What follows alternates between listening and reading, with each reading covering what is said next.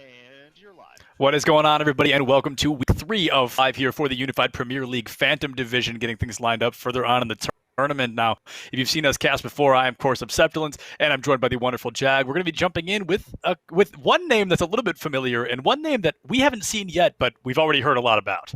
Yeah, absolutely. It's going to be Striking Vipers taking on UGK Esports. And they're from New York. That's the name that we don't know as well, but they've been making quite a name for themselves thus far, as you said. In this fan division, we've got a two-team race so far, two teams that are 2-0 coming into week 3, and this is one of them, the other one being UC Davis that you and I had the pleasure of casting back in week 1. So both teams are 2-0. Both teams have not dropped a map thus far. So, there could be a team in the running to knock out UC Davis, who were the defending champions from that spring semester. But looking at the other team, Striking Vipers, we did see them in week 1. It was UC Davis who beat them in week 1. And that was a match where they did show a lot of fight. It was on bind. It looked really close before side swap, and then after the side swap, things got a little bit lopsided. That scoreline was 7-3, and fortunately, we don't have a second map to talk about in that series because they had some roster issues. One of their players couldn't continue, so they had to forfeit the rest of the game. And then the game that they've won so far, from that 1-1 record that they have coming into this, was a forfeit win. So they have not played an official UPL map since week 1, map 1. So it's been a while, and I'm wondering how that rust is going to affect them coming into this. Yeah, it's certainly been a while since, like you said, they've played one map in 2 weeks that we're aware of here in the UPL tournament bracket. And I want to know, going 13-7 against UC Davis, that is not an easy thing to do. That is actually an incredibly difficult thing to do. UC Davis is one of, if not the best team that we've seen so far at UPL. And now, UGK, they are coming in as well. They're currently sitting at 2-0. One of those, I believe, also a forfeit win. I think you mentioned that already. So I'm curious to see both these teams. They've got, one forfeit win under their belt. So theoretically, we're looking at a 1-0 and an 0-1, without those forfeits available. But, the Striking Vipers, they went out swinging. They absolutely fought till the bitter end. And like I said, 13-7 on UC Davis, that is a difficult thing to do. The fact they even got that close is a feat all in itself. It is indeed. I mean, we talked about this in our previous broadcast, but we saw UDC Davis a lot in other tournaments. They looked very dominant in those. Here, they have continued that dominance. Yeah. But looking at UGK, as you just said, they came in having that basically a bye and a free win that first week. So we talk about rust and how it might affect Striking Vipers. It certainly did not affect UGK because they still played very, very well in their second matchup, which they won pretty decisively. So there's a lot of question marks, honestly. Can UGK be the team that contests UC Davis? Can Striking Vipers make a comeback after having a roster for only about 2 weeks that we know of? I mean, they announced their roster on the first day of UPL. So we'll have to see how those question marks end up being. But we do know one thing, that is going to be the map pool for tonight. So we're going to see it on our screen in a moment. And of course, it's going to be Ascent, but surprisingly, it's going to be Haven and Icebox as the other two maps. Yeah, and it's funny because they actually had to unfortunately do map ban twice. There was a bit of a technical issue. And the first time around, Ascent was banned, and we were over the moon about that. We were super excited. And then they go through the second time. They go through map bans once again, and Ascent will be that second map. This is a best of 3, so there is an opportunity for us not to see Haven if one of these teams wins 2 maps in a row. But Icebox being the starter map, you said that already. That's an unusual thing for sure. But, seeing Ascent, as I always call it, the map face of Valorant, that's a map that we see pretty much any tournament series, and it's one that every player probably knows like the back of their hand. Absolutely, and we didn't get to see Breeze, which I'm a bit disappointed about. The newest Agreed. map. I have not actually had the chance to cast it just yet, but that'll have to wait for another day. Icebox, the second newest map, generally has not been a fan favorite, so I'm sure that there's going to be a lot of strats coming out for that one, and I believe it was UGK. No, actually it was Striking Vipers that chose Icebox, which is going to be our first map of the day, so I'm sure they're going to have some interesting strategies. One thing that we haven't had a chance to talk about just yet as we do get into this agent selection is the fact that KO is enabled for this matchup. We haven't seen him yet in pro play. He'll be allowed next week in the VCT Open qualifiers. But right now at the UPL, he is allowed, and I think he is just absolutely busted. His abilities are so good. I mean, just being able to throw abilities at the very beginning of a round and have them land, his 0 point is insane. We don't have him locked in just yet, so maybe he'll be saved for another day. Yeah, perhaps. I mean, nobody's really even hovering over him for the moment, so maybe we actually aren't going to see KO. I agree. I mean, he's kind of a busted character. He's very strong when at that, and it looks like at least UGK is not going to be bringing him out yet. They're sticking to some pretty traditional. We're seeing the Killjoy or the Cypher is going to be that Killjoy slot. Omen, I'm not sure I've seen a game without one of those in quite a while. The Jet. And the Sage is kind of an interesting choice. Your Leica is going to be on the Sage, but instead it looks like it's going to be, I feel Sage isn't traditionally needed on Icebox. I feel like that might be a little bit less traditional, perhaps. It can work. I mean, I think it works really well on point A Choose because it's your a agent. enclosed location. You're Right, inside, right. where while the rest of Icebox is outside for the most part, there are a few parts of B. You're kind of on a catwalk area, going through a building that's a bit more enclosed, so it's a bit harder to really get value out of your wall like that. But I think for point A it can work really well, which makes sense for Leica considering that UGK is going to be on the attack first. But we're also going to see it on the defense. So that's to be interesting to see how they get Oh, wait. Kakashi to use it. I think that'll Speaking of be the very offense and interesting. defense, sorry to interrupt you there. I just want to point out real quick there is a Leica on both teams. That's just a happy accident, isn't it? Well, at least one of them has UGK in their name, so we'll never get them confused, right? That we could never mess that up. We would never do something like that. We're 0% chance that we definitely do that at least one point here in today's broadcast. But I wanted to bring that up as quickly as possible because the odds of that happening, they feel rather low.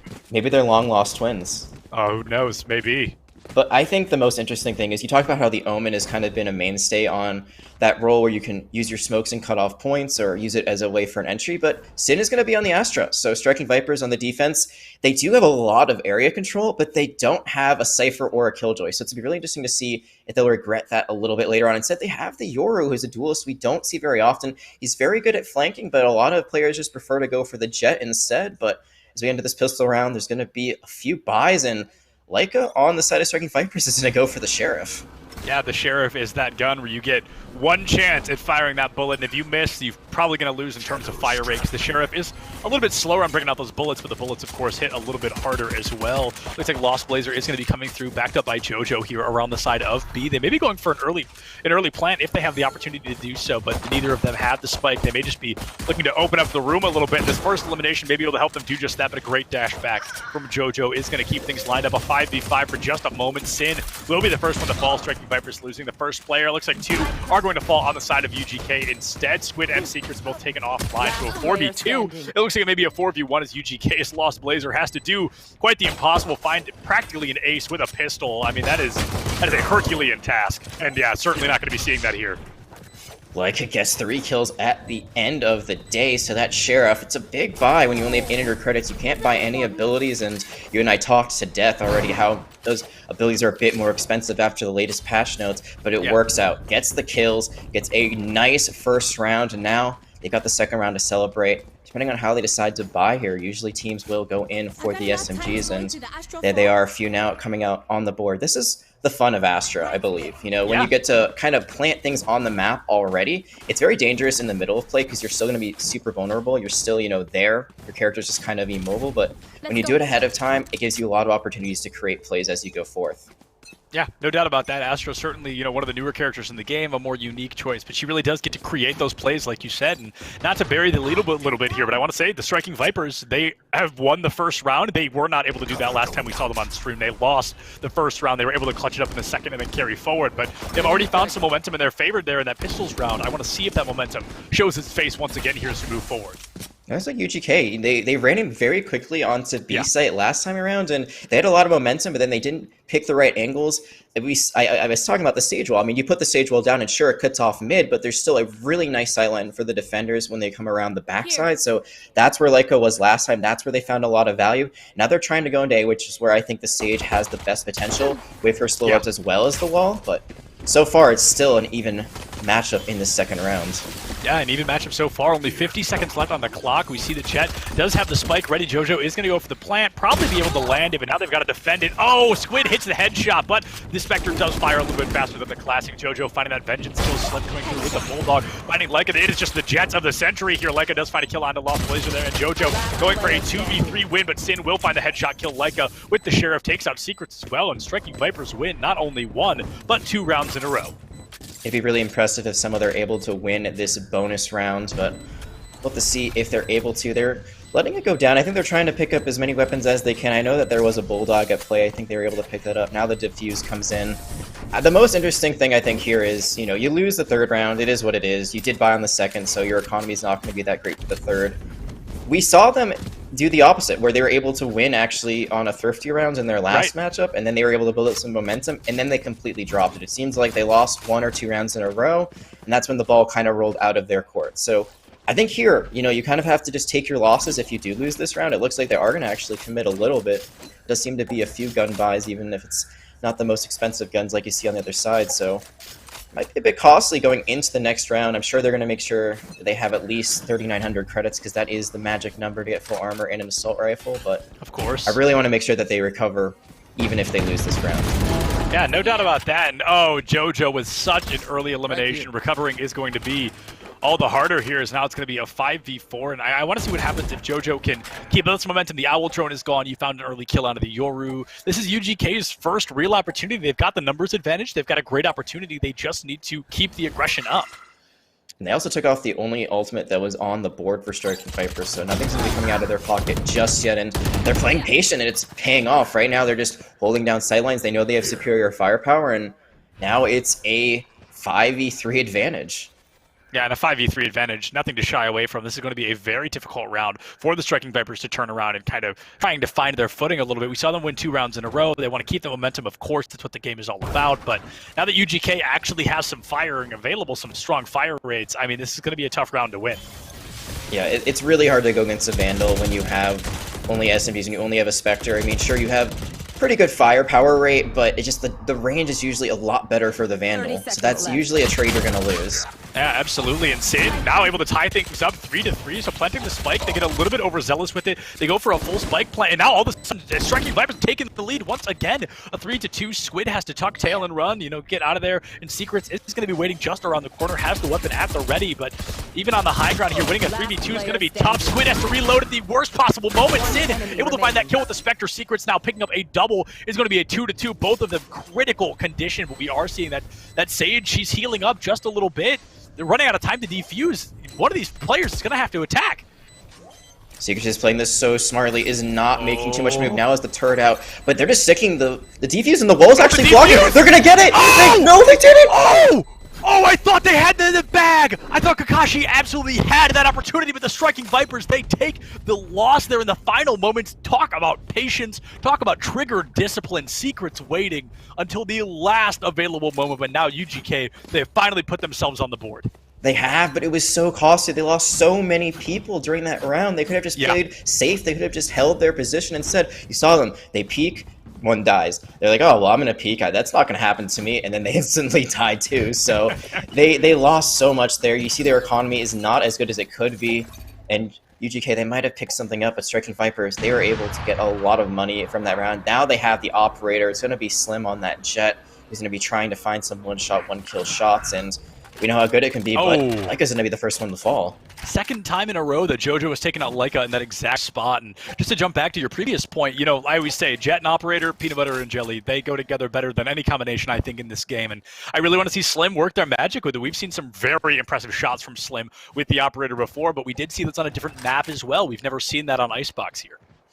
Yeah, last time it was on Bind, and I would say the Operator actually is better here on Icebox. Right. There are some really nice sightlines. I mean, here you see they're just holding mid, trying to see if they can get anyone going up the stairs. No one just yet, so they're going to have to maybe hold that angle for a little bit longer or swap it up. But it's really good on B. That's exactly what they're doing. They're kind of rotating between mid and B of that Operator, trying to find even the slightest hit of an enemy, try to take them down. So once again, they find themselves at a disadvantage as they did last round. We're going to have to keep seeing that matchup between Leica and JoJo. I think that's going to be something to watch going forward because, like you said, 2 rounds in a row, JoJo has won that battle.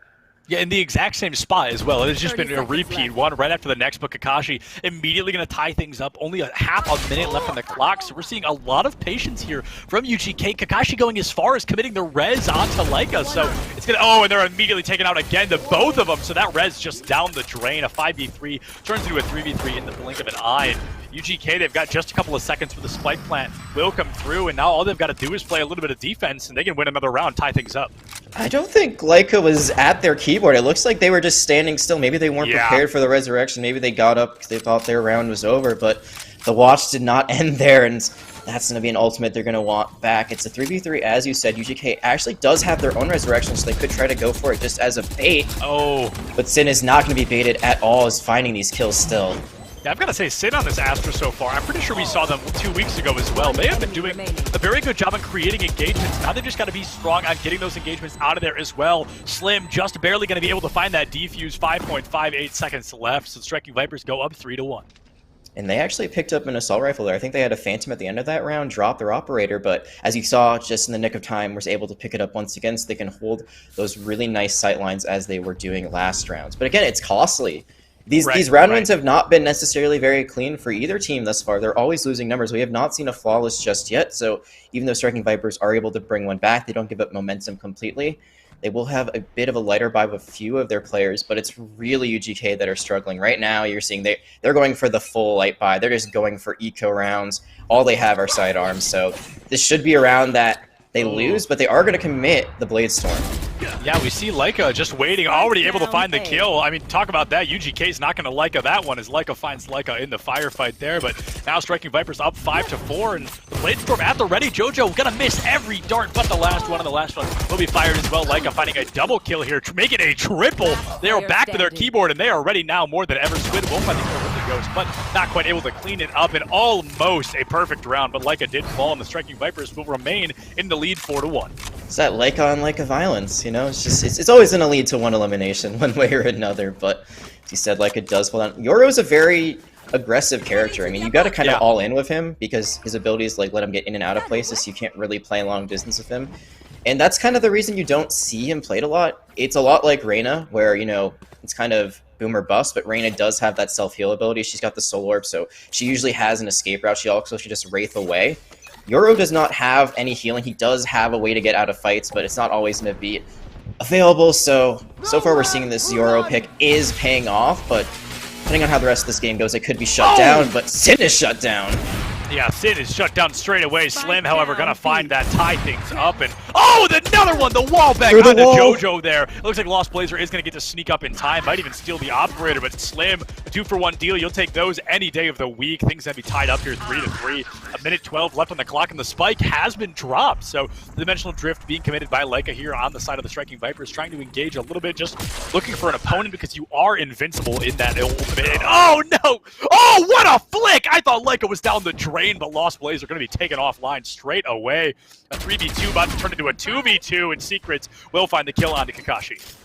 Kakashi really needed to stay alive to help their Yoro heal them up, but they just immediately get a headshot. That's the fun about the Phantom, you know, you can miss every shot but the last one and still end up getting the kill, especially at close distance, because that is a gun that falls off with range, but there in a room that close quartered, you're instantly going to get that one shot, one kill. So now it's a 2v2. That spike has still not been picked up, so neither Secrets or the Sova on their team has it.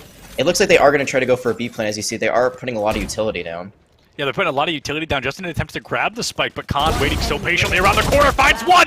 Looks like it will not be able to find two. Secrets will be able to find the kill onto Khan, gets the spike picked up, and they're booking it to A, but I'm really not sure they can make it. It's going to be close, and looks like they are going to be able to if they just start planting right now. Only 4 seconds left, and the spike plant will come through in just the nick of time here.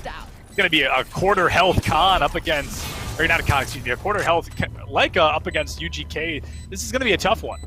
It is. You don't have that much health. The lockdown is being used. You're just going to go for the stick, and you're right behind the wall, so you kind of have to run through, but that's going to be him barely getting out, so Leica will be able to survive a little bit longer, but still so weak. Just around the corner. No! Secret's feet! No! What happened? Secrets turned their back to Leica, and Leica just did not find the kill. Oh, talk about unfortunate there. Leica just barely going to lose that one to Secret. It's going to be 4-2. The Striking Vipers still in the lead by 2 rounds. That's the thing about Valorant. You have to be really careful about. Ability usage can be super punishing. There, it looks like Leica was trying to set something up, maybe trying to go for some sort of flank play, but instead they get caught with their pants down a little bit. They have no gun in their hand, no way to fight back, already so weakened. UGK are able to bring one round back, but still a 4-2 lead for Striking Vipers. A 4-2 lead is only a 2-round difference here, so there's of course a pretty easy way for UGK to bring this back, and that's just win the next 2 rounds in a row, but that's definitely easier said than done. They've really been struggling so far here. Slim had that Blade Storm online, and last time we saw Slim pull a Blade Storm, we saw a 3K off the back of it, and oh, JoJo taking out Kakashi right away. That Jet just falling into the same pattern every time, but getting a kill every time. And that's you got to shut that down eventually. I mean, you cannot give JoJo that much room to work with. A Jet who is on fire will be very hard to cool down later on, especially when you get momentum, especially when you're finding your aim, especially when you're able to get your you get your abilities back when you get kills. So being able to get that dash back is super important going into the rounds as they keep going. I think the most important thing right now is that UGK still has a res, and just I say that like it falls. Yeah, the res, you can't res yourself, unfortunately, so Leica will be taken offline. The res down the drain as well. KO can. 3-3, true, okay, Sage can't res herself, so looks like we already see that Blade Storm from Slim getting aggressive, but misses every arrow but the last one, every dart. This could be an ace. Now, yeah, I was going to say there's a potential of an ace here as JoJo has picked up not 1, but 2 more eliminations. If Sin can find the kill, this can be huge because the plant has not happened yet, but you are on the wrong side of the map, my friend, and even as Astro winning a 1v2.5 is going to be very difficult.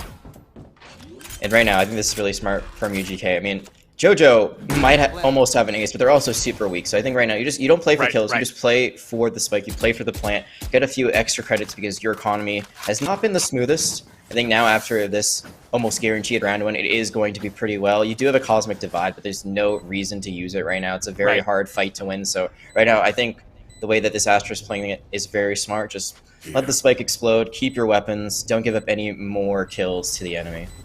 Yeah, I think that's kind of what you have to do. Not only do you prevent the ace, which is just kind of a mental win, but also you get to hold on to your weapons a little bit. You get to keep onto your abilities, and you're still up by a round, right? Now this is, I believe, 2 rounds in a row that UGK has had the opportunity to win, so that is going to be momentum really starting to shift in their favor. So the Striking Vipers are going to have to turn things around. This is reminding me a lot of the first game that we saw. Yep. They had a nice little lead at the very beginning, and then, you know, they tied things up, and they never could really bounce back. So this is what I was talking about back in round 2. It's okay if you lose a round here and there. I think, really, when you start losing 2-3 rounds in a row, even if you're trading, that's where things can get really dangerous. And as you see, their economy is not super great. They're actually going to commit to an operator here. So, I mean, Sin keeps their weapon, but I feel like at that point, just say, hey, you know what? Like, we'll have this one Phantom. If it works, it works. Everyone else goes sidearms. But instead, they're going to buy another Phantom. They're going to buy an operator.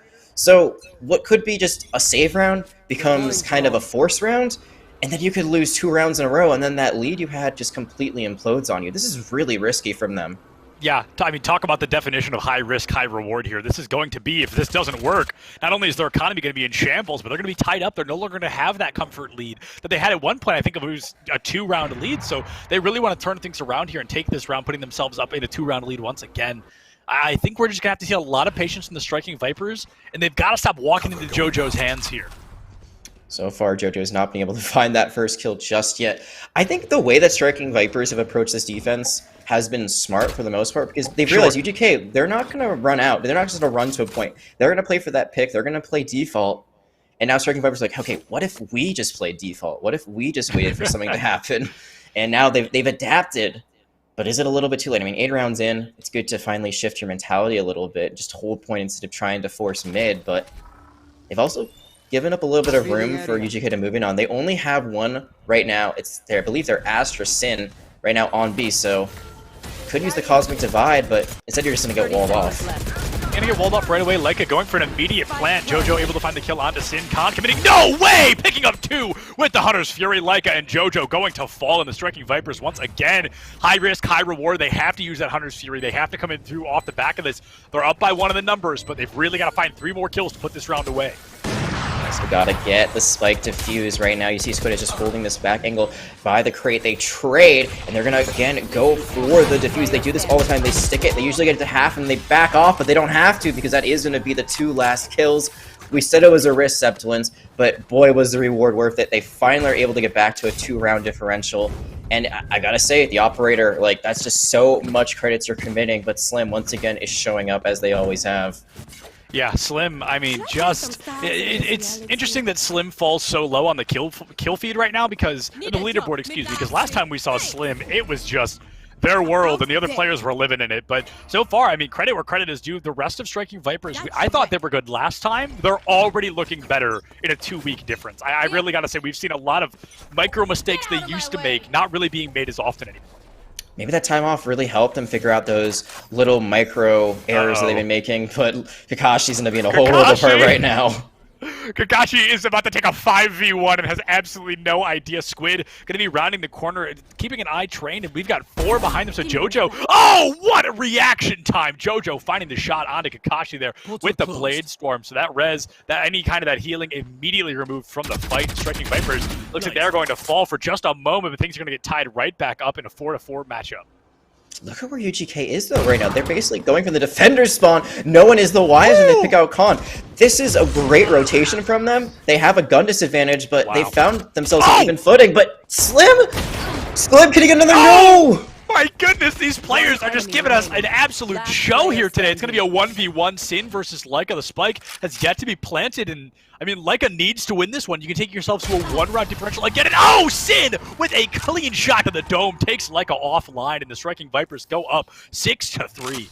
It was a really smart play by UGK. They go for a very aggressive rotation. They go through mid. They try to find a pick. They get it. Then they're trying to go to A. I think the issue is that they left JoJo behind. JoJo tried to rotate to A all the way around. Maybe they were going to go for a split approach, send forward behind, send one forward. But really, you want everyone together if you're going to do that, especially if you don't have a weapon advantage. They were mostly playing with Spectres and sidearms. So it was a good idea in theory, but the execution of it just didn't pan out the way they wanted to. Now, Striking Vipers are guaranteed at least a draw going into halftime. And that's I mean, that's not best case scenario, but if you can go in still not in a deficit, that is absolutely huge. And now Squid going for the Hunter's Fury early on, not quite able to find it there, so that ultimately going to be a bit down the drain. I really want to see what comes out of the Striking Vipers here. If they can put themselves up, even a 1-round lead going into halftime could make a world of difference. And I always say it, you really want 2 rounds. If you find yourself at I don't know, maybe 8-4, that's pretty dang good if possible, but you can do less than that. It's not too bad. And Slim once again it's really become Slim's game. We said that before, you know, in the past it was Slim's world. It looks like we're finally waking up to that realization. Yeah, absolutely. And I want to point out that's the first time JoJo's been shut down right there. That's where JoJo's gotten kills over and over and over, finding one different matchup at the start of every round. It's not Leica anymore. It's Slim now. Right now things are going to get lined up. Leica's not the one falling into the hands of that Jet. Instead, Slim turns things around, and you forced the res at the very least, right? You've already given yourself that ultimate down the drain. Kakashi going to walk right into the sightline of Secrets, but 10 health! Secrets will be able to find that kill just barely. Kakashi cannot clean that one up. No, now this is a great possibility for a B take, and that's exactly what they're looking for. They've used this wall here every time, and every time it's broken. Sin has been holding the exact same place. Yeah. I feel like at some point, maybe try the wall somewhere else, because you're not really giving yourself protection. And in fact, in past turns, it almost was a deterrent. It almost let Striking Vipers defuse it. It didn't stop them that one time, but it was very, very close. So they do have point position. We've seen 2 rounds where they used the enemy wall to almost or completely defuse the spike. So we've seen that attempt, like you said, almost hurting UGK more than helping them. But here comes Secrets on the high ground. Just a clean across the board, 2 trade. JoJo finds one, and Slim with the hugging quarters there, able to find Secrets with the operator. Has to pick up 2 more kills, unfortunately. Gonna go for the false defuse, but JoJo is smarter than that. Will be able to find that kill and get things not quite tied up, but 1 round closer. Woo! JoJo playing with fire. They lost the operator. Leica picked it up. So last time when they won, they actually just threw it away. This time they're going to put it in JoJo's hands. So that's going to be interesting. Now we're going to see that duel on A and see if it goes JoJo's way now that they have the better weapon. They also have no, actually the Blade Storm is on the other side, so never mind. I was going to say, they could just go all in here, try to go for the Blade Storm and then back up and then use the operator, but no, they don't have their ultimate just yet. It is on the other side, so Slim will have those knives if they want to use them.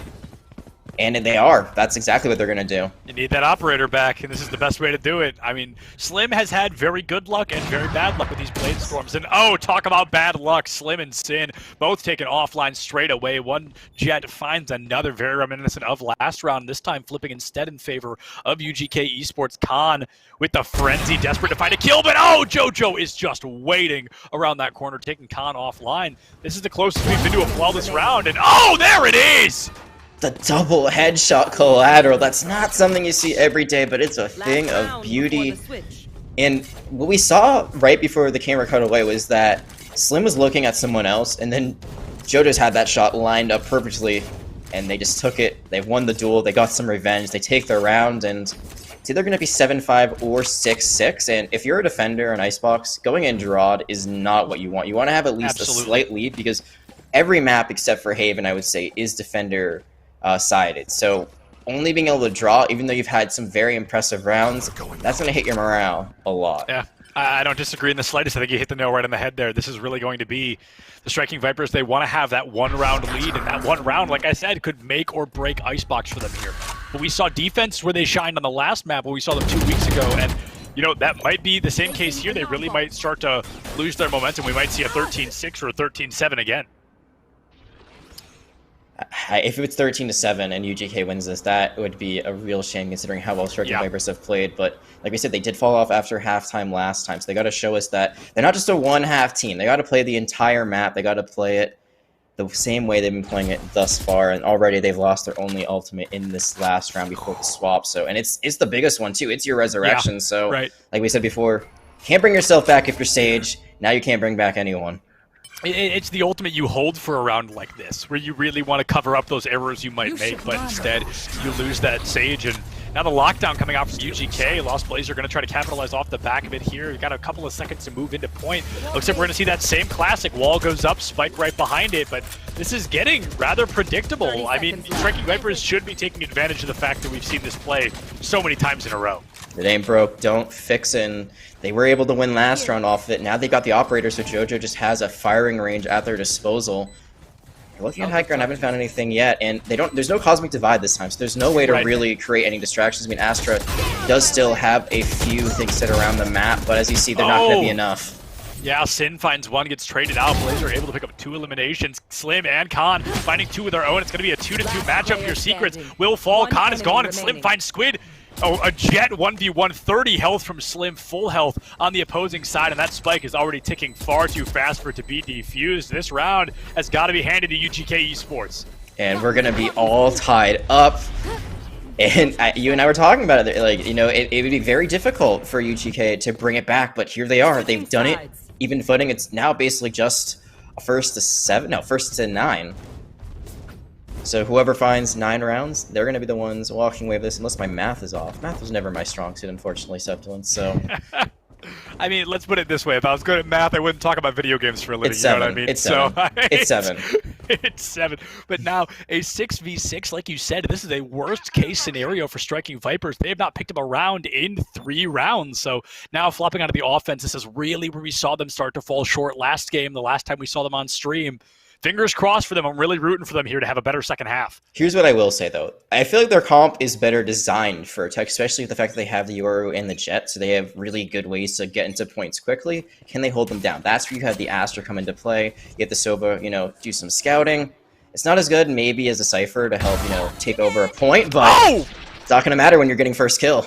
Dang, Secrets didn't even get to play this round. Just immediately obliterated. They turned one corner and paid the price of their life. So Striking Vipers is very reminiscent of the original pistol round. We saw them win that. Not super strong, but they were able to win it nonetheless. And putting themselves up even by a single point. That's all we can ask for. And oh, Squid gets some damage in, but takes some damage in the process. 24 health from Leica. Gonna go for the plant once again. Slim will fall to UGK's Leica. And a lot of damage being put out, but the spike, unfortunately, just not planted quite yet.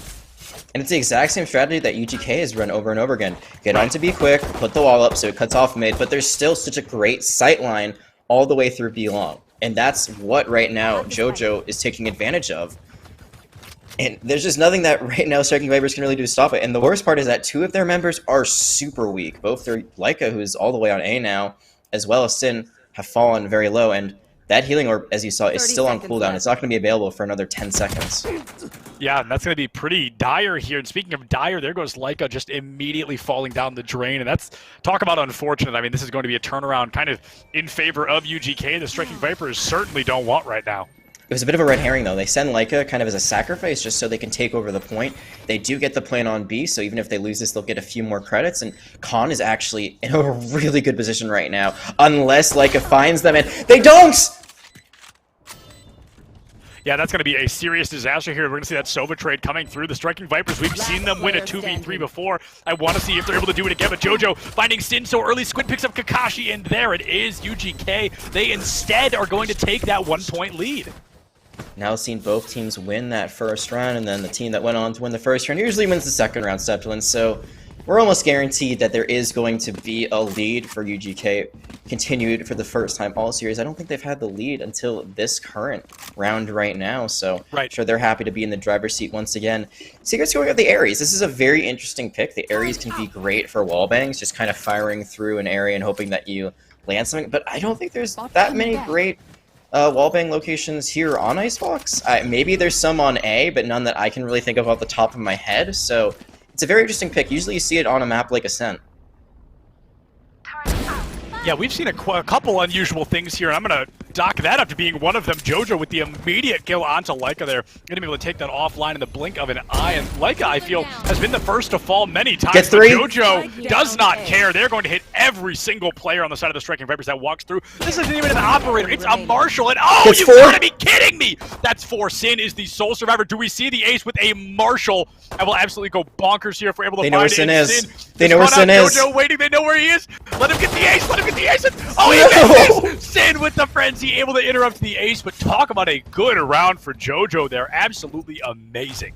Here's the thing about the Marshal. It's not a guaranteed kill like the Operator is. Like, the Operator is a kill unless you hit them in the legs every single time.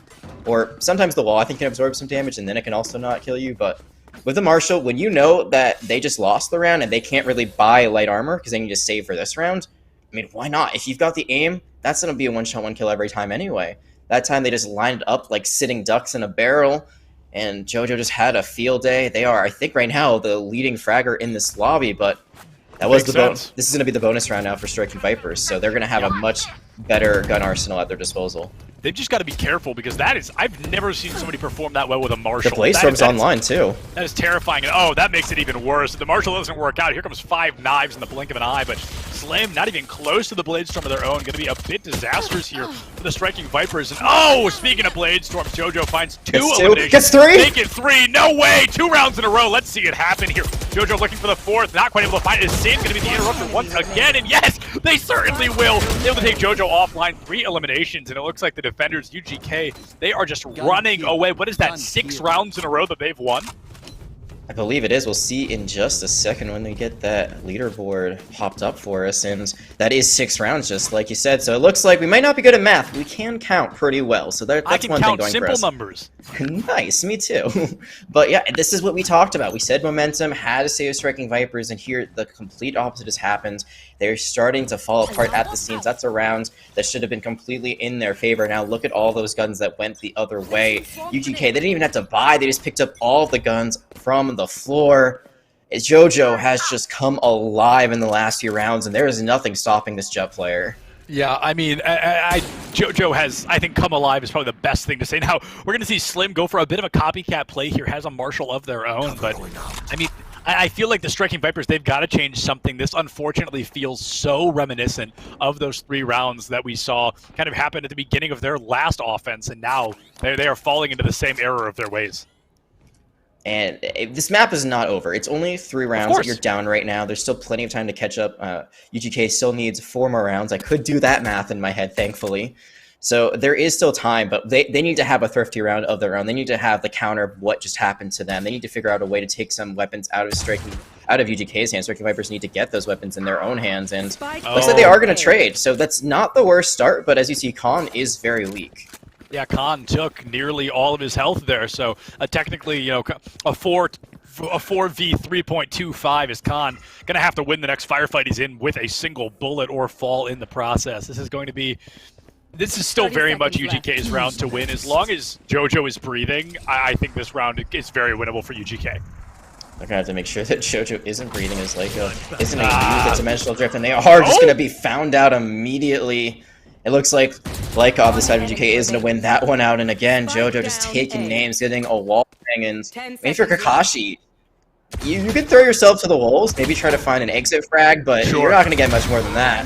Yeah, oh, speaking of exit frags, Kakashi will find secrets, but Leica will find the Kakashi, and that's going to put them into double digits once again, 10-6, and JoJo's G Fuel must have kicked in or something, because they are playing out of their absolute mind right now. Or whatever UPL is sponsored by, if they have an True, actually. That. But they have absolutely just been tearing it apart, and as you see, I mean, they are the only one who's at 20 plus right now. And here's the crazy thing. Everyone else on the side of UGK is actually at negative. I mean, it's barely a negative KD, but 11-12, 9-11, 9-11, 8-10. I mean, this is probably the most dominant performance I've seen from a single player since I started casting Valorant. Like, they have absolutely... I mean, there's a name for it in Overwatch. It's the Fleta deadlift. This is the JoJo deadlift. Very much so. I mean, this has been JoJo's game for the taking. This has been absolutely phenomenal. And JoJo, I would be shocked if they didn't drop a 30 bomb with the way they've been playing so far. 3 more rounds to do so. It's very possible. They only need 5 more kills to get there, so we'll see if they get the 30 bomb or not. But in the meantime, it looks like Striking Vipers, they can buy once again, and they're going to need to find something real quick, because once it gets to double digits, that's where things get really dangerous. You give 2 more up, you're going to have to go to extra rounds at best. At worst, you just end up getting run over for the next 3. Yeah, I mean, this has just been... I'm very excited to make this joke, and I can't take credit for it, but this has been JoJo's bizarre... I knew you were going to say that. I was thinking about it. Hyper, I gotta give credit to our producer, Hyper. He just fed me that joke, but that is too good not to say on stream. This has been JoJo's bizarre adventure indeed, and Kakashi gonna find that first kill onto Lost Blazer here, so Striking Vipers for the first time in a long time have the advantage here. They've got the numbers lead, and I want to see what they can do with it. They're going to need something quick because that spike is counting down, but Leica isn't even up the score. They're going to take out Slim. Now they're going to make a move as the defenders are trying to get the defuse, but Stan is going to find one. Khan going to find another. Sin going to find 2, and Striking Vipers did finally strike back.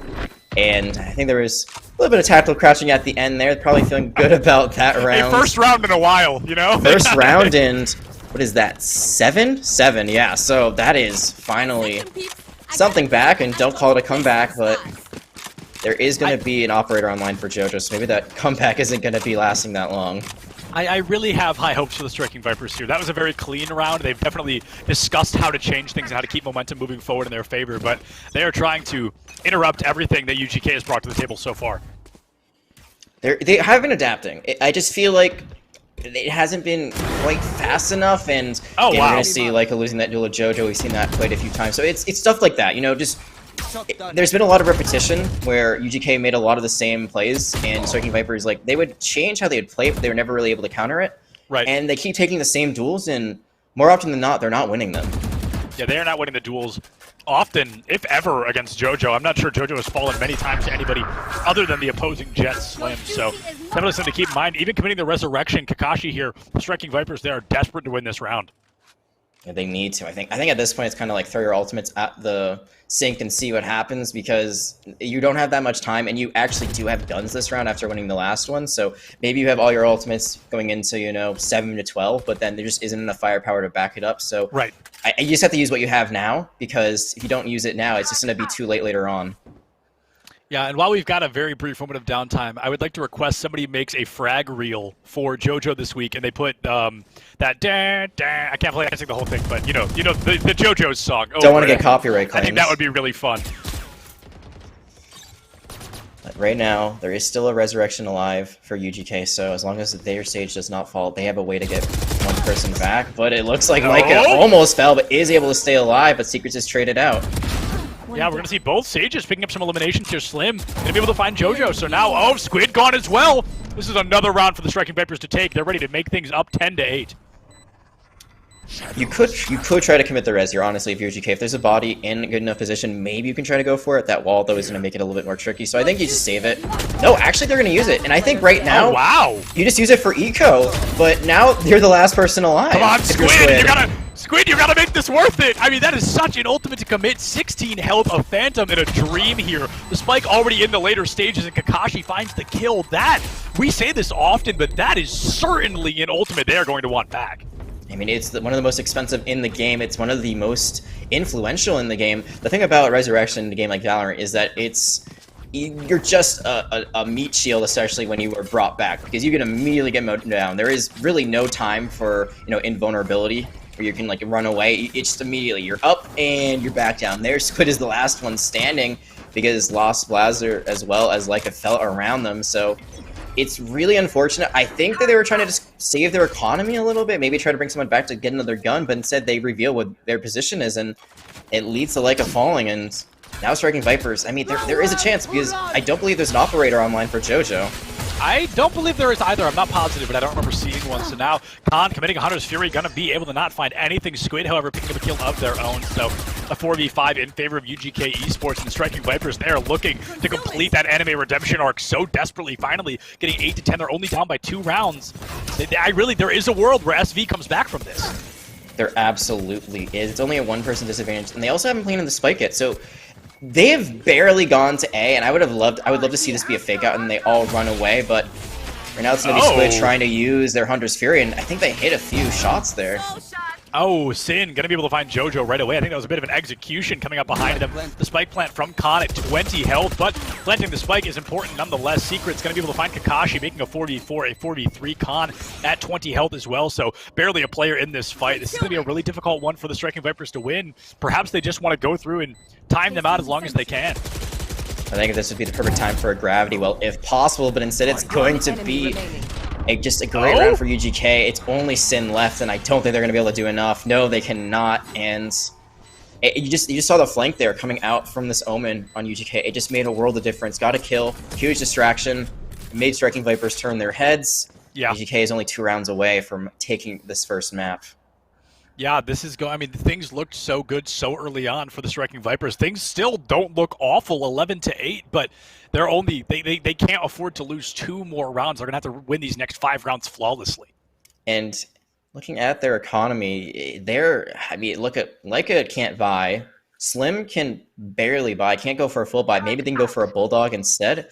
Looks like they actually bought for someone else. Slim does have their Blades from online, so they're just gonna say, I don't even need a gun. I'll just let my knives do the work. So this is a forced run situation. Last time we saw them rise to the occasion. They were able to win 2 in a row and stay alive in this map. But can they do it again? It's going to take, I wouldn't say a miracle, but it's going to take a lot. And JoJo actually has a Bladestorm of their own, so we might see a Bladestorm duel, but Striking Vipers... Oh, the round has not started yet. It looks like we have tactical pause that has been called. So we got a little more time to discuss this before things go down. I really want to see the Striking Vipers come back from this. They've got, looking at their side of the lineup here, UGK is 100% committing that Bladestorm, and honestly, it looks like the Striking Vipers are about to as well. I think both these Jets are going to pull the Blades out. UGK wants to win this round. If they can put this round away, they can pretty much guaranteed win the next one, especially if Slim commits that Bladestorm, But it looks like Slim is hesitant. I think we saw for a second there hovering over a Phantom before heading back to that Classic. I think they bought for Leica. I don't think there's any way for them to get a gun. I think maybe someone dropped it, because it's a pause. You can just kind of mess around a little bit right now. But yeah, I think they actually bought for Leica so they could have a gun. And it makes sense. I mean, you really don't need a weapon when you have that Bladestorm. It's such a good ultimate. It does so much damage if you can land your shots. And it's kind of all in right now, right? Because it's actually mirroring comps. It's the exact same on both sides. I think both of them have all Phantoms and then a Bladestorm. Yep. So it's equal footing, but like you said, Striking Vipers, this is much more dire for them. They give up this round. It's 12-8. Best they can do is go to extra rounds, win 2 in a row. If UGK can win this, then all they need is 1 more, and they're already off to a bad start, unfortunately, because Slim does find that first pick. Yeah, Slim finds the first kill, but Secret's going to immediately tie things back up like a sent away down the drain. So both Bladestorms still available. Slim, however, giving that one up, going to be able to find the kill out of the Omen, but Squid immediately gets that Vengeance kill. JoJo is still alive, and that is the scariest possible thing for the Striking Vipers right now. Kakashi will find Squid. I think did a little bit of damage to somebody else as well, but it's going to be a 2v3 for the time being. Secret's going for the slow rotation, looking for anybody. How did you even see him? Khan sent down the drain. That Sova kissed goodbye. A 2v2 to the highest degree here. A lockdown being committed as well. UGK, they are desperate to put this round away, but now if they don't, they have used a lot of abilities just to lose this one. They could force out the Cosmic Divide. That would be huge for them, even if they lose. It's a 2v2, and I don't think Sin wants to use it just yet. But Secret's immediately is going to be blown up. No way. This is such a good round, and the Striking Vipers do it. The score going up 9-11. Striking Vipers, they are only a couple rounds away from tying things up. They are on the ropes right now, but they will not go out without a fight. I think there were two ultimates we saw there that really weren't valuable there. Leica tries to go for the dimensional drift and gets all the way behind Secrets, but Secret says, "You know what? I'm not scared. You're not gonna surprise me. I'm just gonna turn around and poop." Instantly gets that kill. That's a huge threat taken away from Striking Vipers, but they're still able to solidify on point, and Secrets tries to use the lockdown, and I really feel like they should have saved that for the last round for, after they're up 12 there. It's an ult that's really good to clear point when you're up. I mean, you just try to get the attackers off it after they plant it, but there they just don't use it in the correct way. Yeah, Slim completely fell for that there, and Sin gonna do exactly the same. UGK, they use a lot of ultimates. We talk about how dire that could be for them, and they still look like they are gonna be able to turn this round in their favor. I'd love to see the magic happen here from them, putting them up 12-9. The Striking Vipers at that point would really have to do the impossible to win Icebox here. Secrets with this judge just hiding in the corner has already found one kill. They might find another one here, and I mean, Like is just backing them up, so even if they don't find the kill themselves, they've got a lot of great burst potential right here, and everyone is just around this spike. This is great rotations from UGK. They're playing the objective fully. Yeah, I mean, Kakashi's going to have to get a 4K at half health. That feels pretty unlikely, so a round win for UGK Esports, and now UGK, they are 5 kills away from winning Icebox 13-9.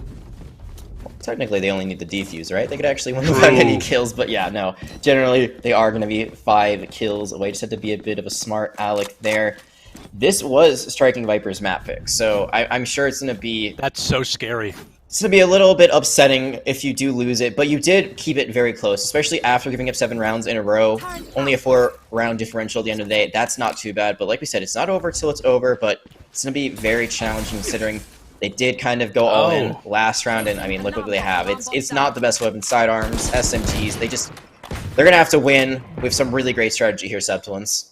Yeah, we're going to need the Thrifty of a lifetime here, some great rotations and just some better accuracy, some great ability usage coming through. But UGK, it looks like they are going to win Striking Vipers map choice. And if you are Striking Vipers, there's a bit of a silver lining because your opponent chose Ascent, and like, who doesn't know Ascent? You know what I mean? So it's not like they chose a map you're going to be unfamiliar with moving into this. But, I'm talking about UGK winning this. The Striking Vipers are currently up 5-4. I really am hesitant to give them any kind of advantage until JoJo has fallen. Right here. The other thing to note is that they do still have the Resurrection. They do have the Cosmic Device. There are ultimates at their disposal, and like we said, if not now, when? They have to just use everything. So this Cosmic Device has to come out at some point. Even though they use... oh, no, they lose Leica. They got to go for the res now before anyone else can stop it, but they haven't been able to use it. They haven't used the Cosmic Divide. They've used nothing. They're just holding on to it. Now, lucky for them, both those players lived through that firefight, and now... Whoa! Okay!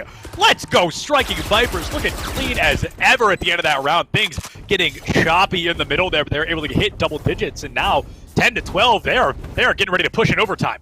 That Resurrection was so huge. It was a big distraction. Kakashi just able to set up some angles and get some really nice kills. Gets a 3K when all is said and done. They get some weapons back, and this is actually very winnable right now. You see that UGK, they realize, oh, this is not what we want to spend on. We got to save as much as possible. This is, if we lose this round, it's fine. We're not even in overtime scenarios yet. We can lose this and then win the next one. We can win 13-11. So very smart by UGK to realize that this isn't, all in currently, but unless they get some kills here, it can be very dangerous going into a potential tiebreaker round later on. Yeah, I would love to see Striking Vipers push us all the way into the overtime, if not win it, because they have been, like I said, 2 weeks of improvement, and it has already been a world of difference from this team. Yeah, it looks like they wanted to go A, but they've mostly been playing B. I mean, last round they were on A, but they did get the rotation they wanted. You see that most of UGK are at mid or at A, so actually B is left completely open. This is working out very well for them, but Sin has to be careful not to overextend too much. They lose their Astra. That would be very bad considering that they're the only one who has an ultimate on their side. Right, and speaking of losing people here, Squid will be taken offline. That's going to give Striking Vipers the advantage once again. Look at this rotation. Khan's about to run into 3 people. Khan's about to have the worst day of his life. Hopefully you can pick up a 1 elimination here. Let's see. Oh, there it is! JoJo taken offline straight away, looking around the corner. Does he find 2? He does! Do we see 3? No, Secrets will be able to find that kill onto Khan, but now winning a 4v1. Secrets is going to have to pull a JoJo here. I think their UGK, they had to just commit to it. Oh, not a chance! You just have to go in. Like, you saw that there were 3 of them there, and instead, both the Sage and the Killjoy back up. So you're just leaving your Sova kind of out there. You know, you're just a sacrifice for the greater cause, I guess, at that point. But you only get 1 kill out of it. So if you're able to trade maybe 2, I think that makes it very worthwhile. Instead, just more money, and it's just going to be enough for Slim to pick up that operator, and that could be the difference maker here. And also, look at the ultimate advantage. It's in Striking Viper's favor. They have Thunder's Fury. They still have that Cosmic Divide, which I've noticed they've used very sparingly. I feel like that's like kind of the thing they don't use ever. They've only used it, I think, twice throughout the entirety of this map so far. But right. You got to use it now. This is literally the last time you can use it.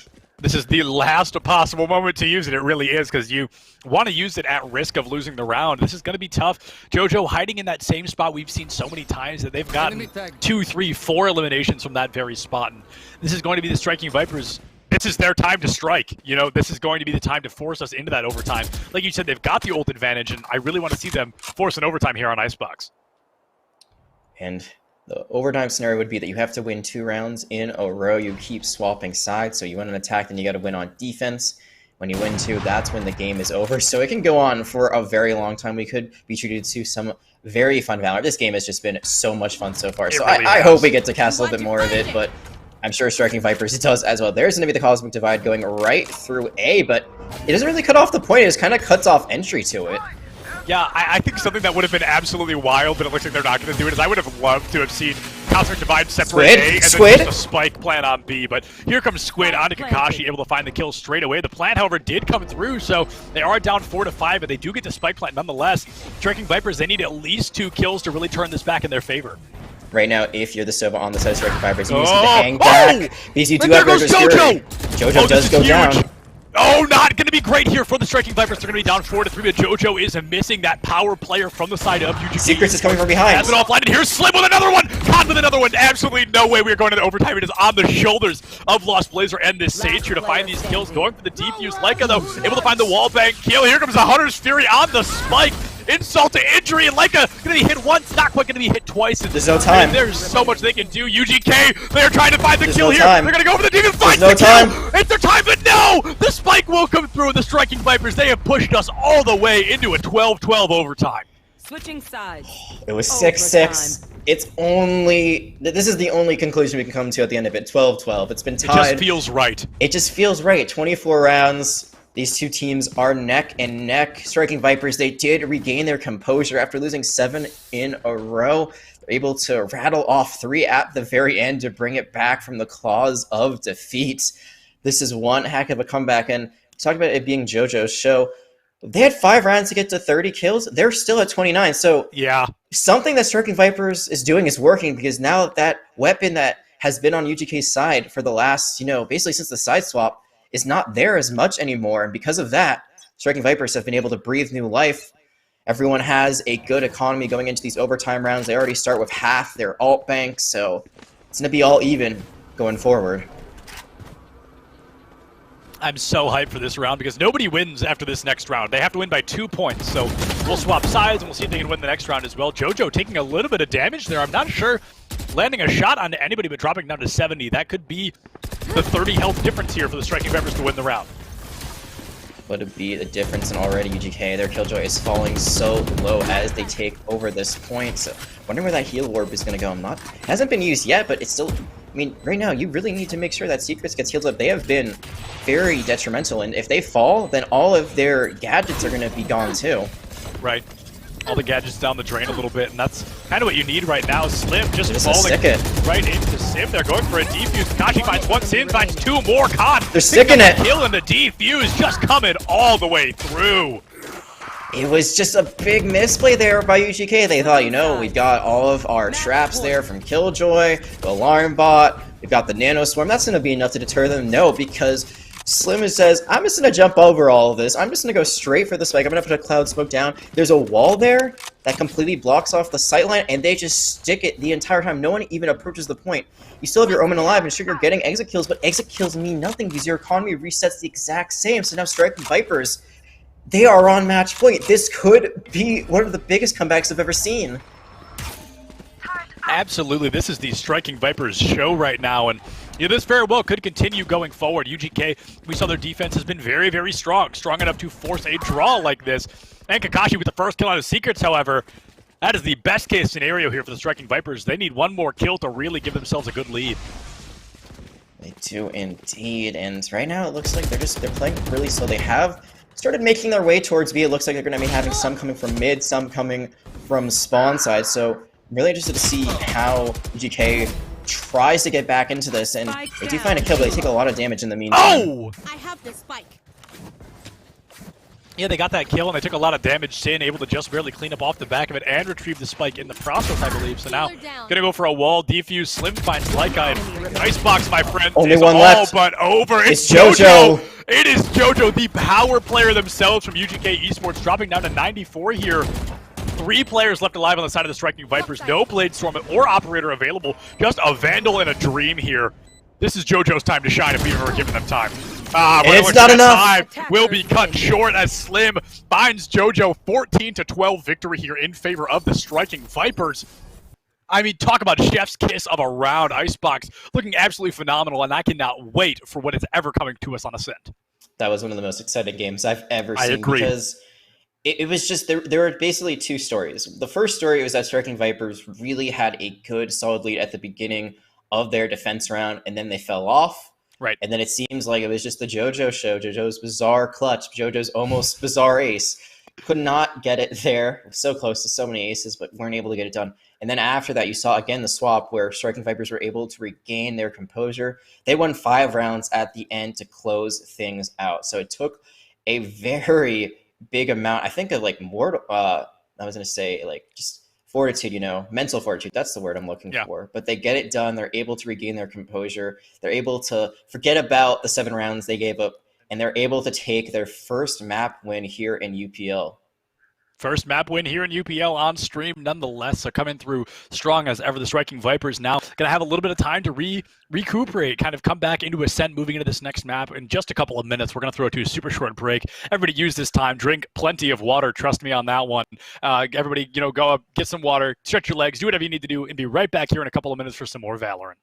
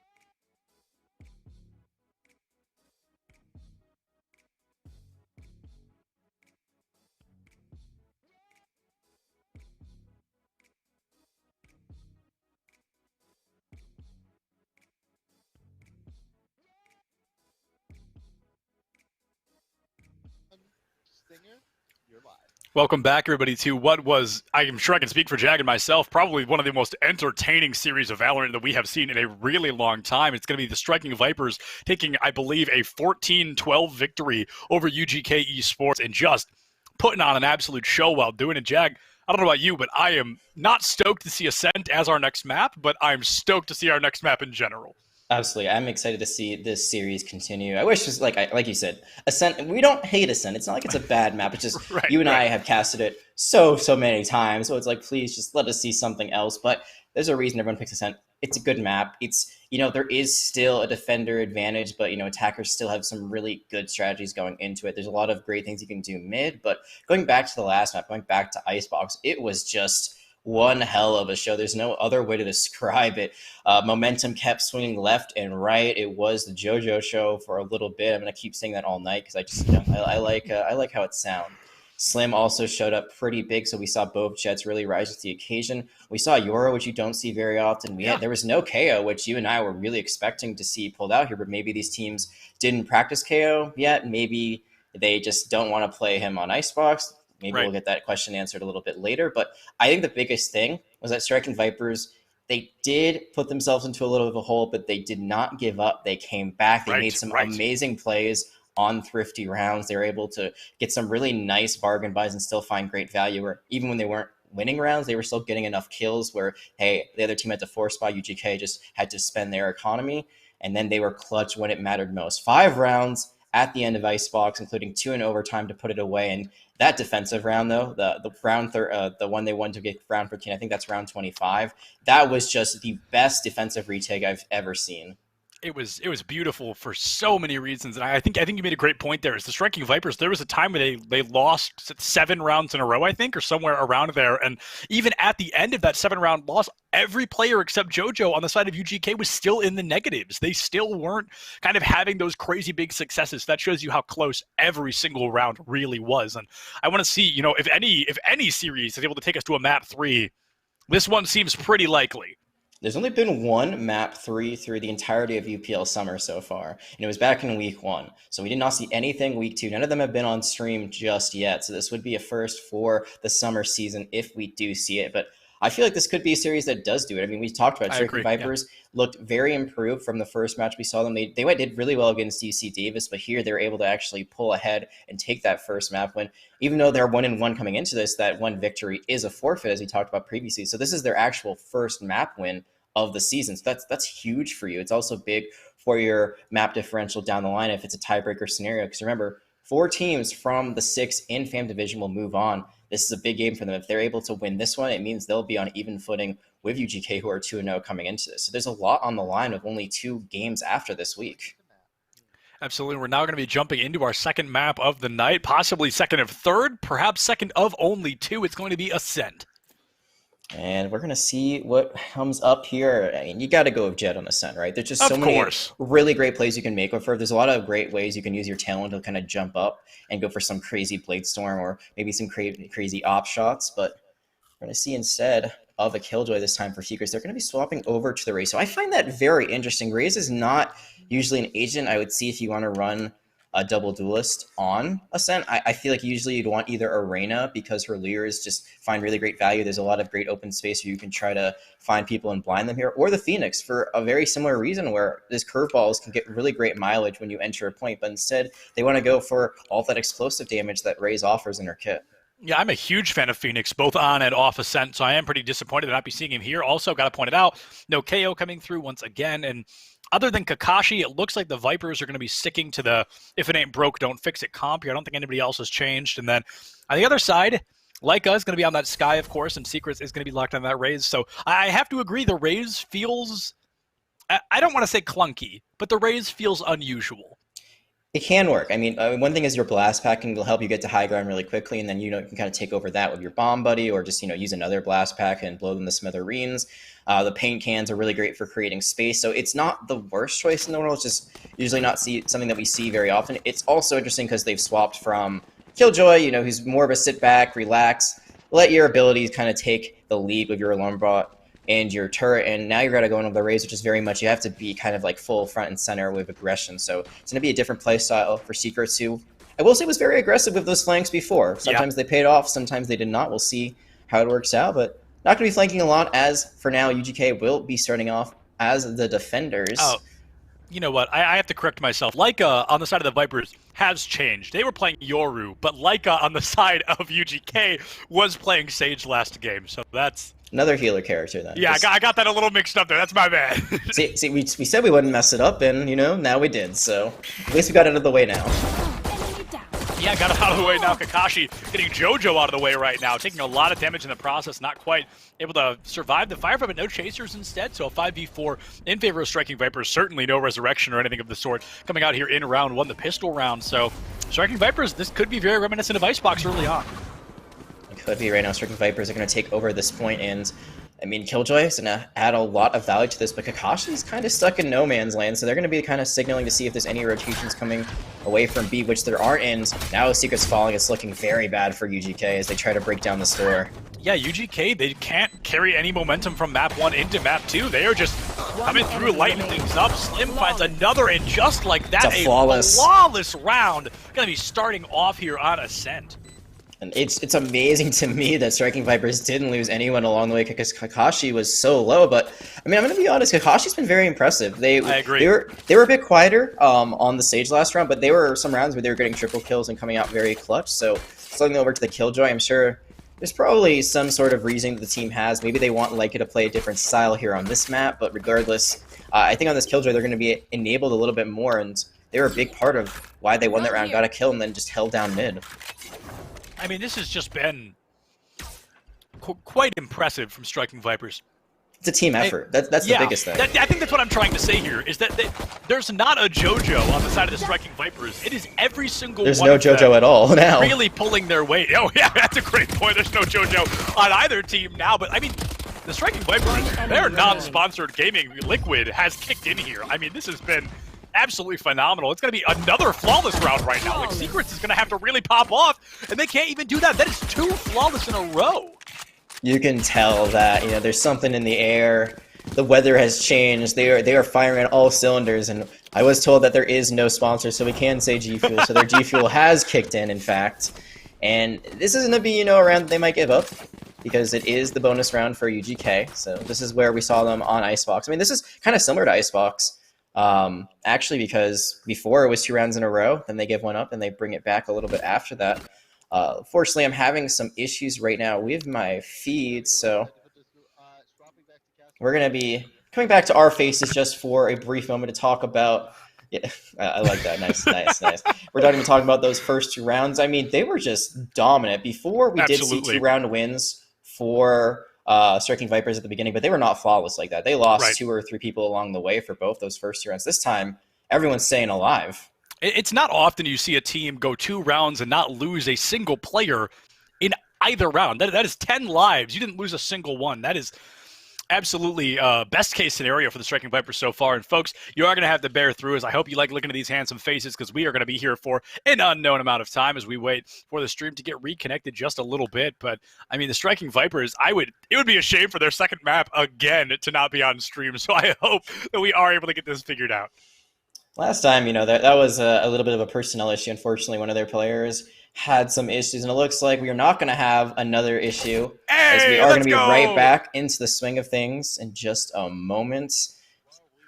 Well, maybe not. Maybe a little bit of lie there. I mean, we've already mixed up the Leicas.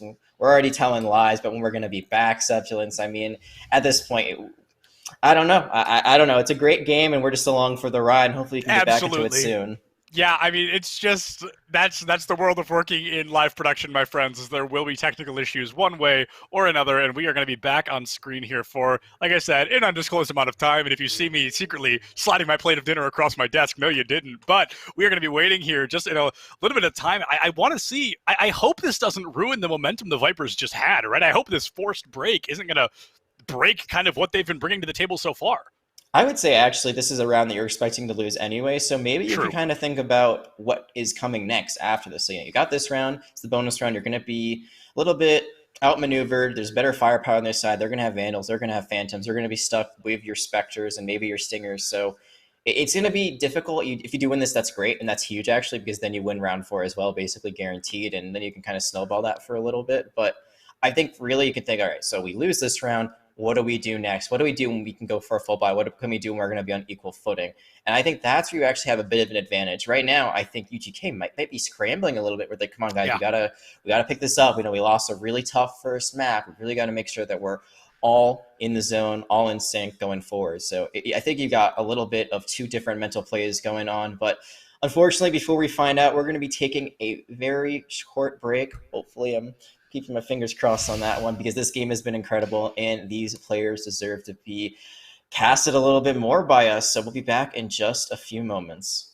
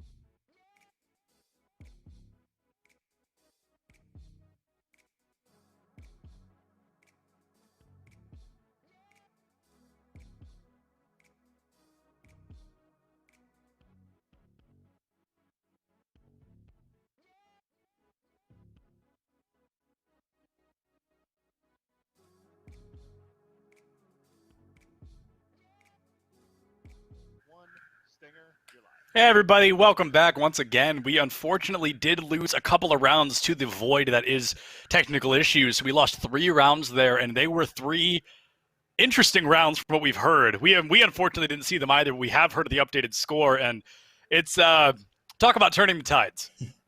It is UGK winning 3 rounds in a row. So they won the bonus and they won 2 after that to be up 3-2. So another pretty close game to start things off. Again, fortunately, we don't really have, I don't have any analysis on what I can't see, unfortunately, but I can predict they were some very fun rounds to watch. Absolutely. And I mean, you brought up the idea, like, is this a disadvantage? I'd actually said it might be an advantage, but I could be wrong. It could have been absolutely what you said. Now, you're off this hard streak, but then, you're kind of off your keyboard for a little bit, you get a little bit cold, then you lose the bonus round and you're not able to regroup. But if there's anything we know about the Striking Vipers, they have been able to shed their skin, excuse me, it's a little snake joke there, shed their skin and, regain a lead time and time again. So I doubt that they're out of this just yet, but I'm really interested to see where the state of their economy is going into this 6th round. Yeah, I also want to look. I'm going to take just as soon as we join in, I want to take a quick look at the leaderboards and see if it has been another episode of the JoJo show, or maybe if all of UGK is coming back to life. Because one of the main points we were making right at the beginning of the round, right before we lost our feed, was that the Striking Vipers don't really have a JoJo. It's just all of them very, very strong individually. And JoJo has an operator as well as a Blade Storm, so they are a very dangerous person to mess with right now. As you see, Slim is trying to kind of duel them with their own Blade Storm, but there is actually Crossfire there, so they're going to run right into that sky. Yeah, and they are going to be sent up into the sky as well. Their soul leaving their body here. Leica able to find that first kill, 4v3, or 4v5, excuse me, in favor of UGK Esports. I'm so curious, like, as to what happened while we were gone. This is We'll never know. Like, we'll never know. That's gonna break my heart here, but we can definitely know what's coming up next. We see a lot of ultimates at the ready there. Rez, the lockdown, the Showstopper, and the Blade Storm as well. So these teams both have 2 ultimates to their name. The Striking Vipers, they are still down that 1-player deficit. Interesting enough, they haven't closed the door to market just yet. Now we're going to see the Blade Storm come out from UGK. There is going to be Sky's Flash, so a lot of abilities being thrown through this door. Here's going to be another one in. On top of it, you know, why not just throw the lockdown? Oh! You might as well put all your eggs in one basket, right? And hopefully that basket is not going to break for the time being. It looks like it might not. A couple of ultimates coming out. The Sky ult as well. But UGK, they are going to be able to win off the back of it using 3 ultimates? 4 ultimates? I believe it was just the Blade Storm there. No, so they I just think used it the was... Sky ultimate at the end as well. I thought they used a 3rd one somewhere in there, but I could be crazy. There's a good chance that I am, actually. I am. I didn't see Seekers being used. Are you sure it was right at the end they used the Seeker, because I saw it go toward Leica, I believe. Yeah, I'm gonna take your word for it. I'm gonna believe you of that one, but that is a big commitment. So that is gonna be, you know, something that's gonna hurt their ultimate bank a little bit, but they still have a lot in their pocket. They still have Thunder's Fury. They still have the Raze ultimate, so they can still bring out that rocket launcher and blow some people up. And the biggest thing I think is they kept the operator. So once again, JoJo staying alive, staying with that very expensive gun, and now UGK, this is pretty good lead that they're starting to build up. Yeah, a comfortable one at that. Khan and Leica going to be traded out. Sin finding secrets as well. The Bomb Buddy, though, going to catch Khan out in the corner. Nowhere to run. UGK, they are still up 3-2 for the time being. And Sin, under half health, so taking a lot of damage there in that firefight. It's going to be really hard right now. It's a 2v3. Your Sage is gone, and Sage, you still have Rez. That's 2 rounds in a row. They haven't really been able to use it. Instead, now is going to try to go into the Astral Plane, try to see if they can set up a Gravity Bell or something else. They do have the Cosmic Divide, but it's like Lockdown. It's an ultimate you just don't want to use unless you're up, because otherwise there's really no way to utilize it. Sure, you can cut off a sight line, but if you don't have the firepower to back it up, it's just something that you'd rather hold for later. And you already see Sin, like, just hold on to this ultimate for so long. They really, really don't want to commit it, which I understand, you know, wanting to be a little, you know, a little careful of it. You don't want to just throw it away in a round you're going to lose, but also there are rounds where they could have really used it as a boost to just, you know, help take over the point, and they didn't. So we'll see if they are able to finally execute with it, or maybe just run into a 3-man firing squad, because that's what it looks like they're going to run into mid. Yeah, this is going to be quite the interesting firefight, but Blazer is going to be able to pick up Sin. Slim is going to be the last one left alive at 22 health. There is no spike being planted yet, and you are just being chased into absolute oblivion here. I mean, I guess go for the plant and go for the extra credits, but other than that, I mean, winning this would be absolutely amazing. It's going to be very difficult. You're going to have to find back-to-back-to-back headshots right now if you want any chance, especially with such a low health pool that you have. But now, like, you're going to find them. Guiding Light helps them get onto the point.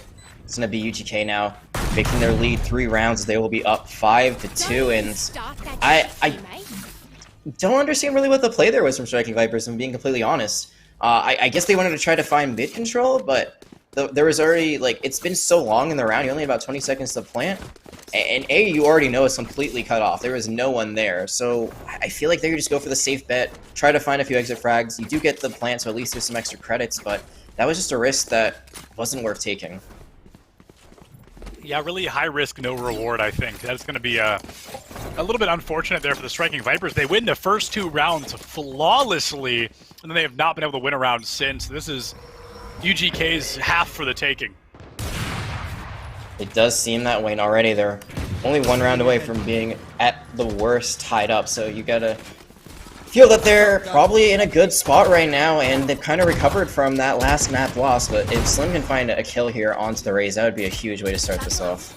Yeah, no doubt. Just even one elimination onto a damage dealer like a Raze, that could really put the momentum back in your favor, and momentum is certainly what the Striking Vipers need. Instead, Lost is going to fall to Sin there with the Sheriff. A 5v4, but JoJo just waiting for somebody to turn the corner. Sin is completely cut off. They know there's someone there, but look at Kakashi. Kakashi's found 2 with the Sheriff. Yeah, Kakashi is currently the top fragger on the side of the Striking It's only Leica. It's going to be Leica here with a dream. I mean, oh, the flash goes right into the door. Slim finds the kill in a thrifty round in favor of the Striking Vipers. Only 2 away from tying things back up. I mean, I don't wanna jinx anything, but this is starting to remind me a lot of Icebox. We saw a round just like this that helped get the Striking Vipers back even, and then eventually win that map. That was huge for them. They played that so well. UGK, they had better weapons, but they were just too scared to rotate into them. They were too scared to take back B. They just kind of ran away. They were hoping they could play back. They did find a kill in mid, but all that time, I mean, your operator player is just way too far away from the fight, and we know how good JoJo has been, and now Slim has their own operator. Oh, what? How do you live through that? Just barely able to dash out of the showstopper, but Slim looks like they may not live much longer. 5 health, but no, the frenzy kill from Slim is going to be able to pick up secrets. I mean, Slim, I think, has got to be sub 10 health right now, so Striking Vipers, they are going to be in a player advantage for just a moment, but there we go. Leica able to pick up an elimination with the help of JoJo. Sin will fall as well. 5v4 turns into 3v3. Once again, that resurrection is offline, so we saw that Leica swapped on to that Sage, and so far I feel like Takashi was having a little bit more impact on it, but Takashi's still having impact on this Killjoy, so the player is being consistent regardless of the character they're on. Yeah, and Squid going to be using a Hunter's Fury in an attempt to get rid of some attackers. Is going to be able to find Slim, who is at, what, 10 health? I mean, sub 10, so not exactly a huge find, but if you're able to pick up that Sova as well, Kakashi, top fragger, is at full health, but a 1v3 even at full health, I mean, that feels impossible, and Blazer is going to be able to pick up the kill onto Kakashi. Now it's going to be a 10 health Sova and a Dream, but unfortunately this round just feels like it is going to UGK, and it certainly will. I guess the question is, where did it fall apart? And I think it was really Hunter's Fury that came out on the side of UGK, really did some great damage. Right. It didn't find, like, it only found one final blow, but I think it also was able to tag up 1 or 2 other people, so there, it was able to follow up with the kills, with the gunplay. UGK, they're also able to get back that operator. Now it looks like Squid is going to be pulling out, oh no, not like this. They're going to be pulling out that huge gun on their side. The Odin is at play, and you know what's going to happen right now with Squid. He's just going to line it up on B, and he's just going to fire into the wall, fire into garage, and considering that there are 2 people, actually it looks like all of Striking Vipers are lining up there except for Sin, so this could be a huge multi-kill. Yeah, I want to see what comes through here, but Squid just ever so patiently waiting around the corner. Slim going for the Ult Orb, has no idea. They are 1 trigger pull from death. Slim winning that Blade Storm, going to be pushing in hyper aggressive, trying to get up and around. The Seekers coming out as well from Leica. Might be able to find something if they're lucky, but I feel like we're just really caught out until one elimination comes through for either team. It has so much opportunity to go either way, but as I say, one top fragger takes out another Kakashi offline, and dang, we saw the shorty from JoJo there just waiting for somebody around the corner. Leica is going to pick up Kakashi once again, getting things tied back up 5-5.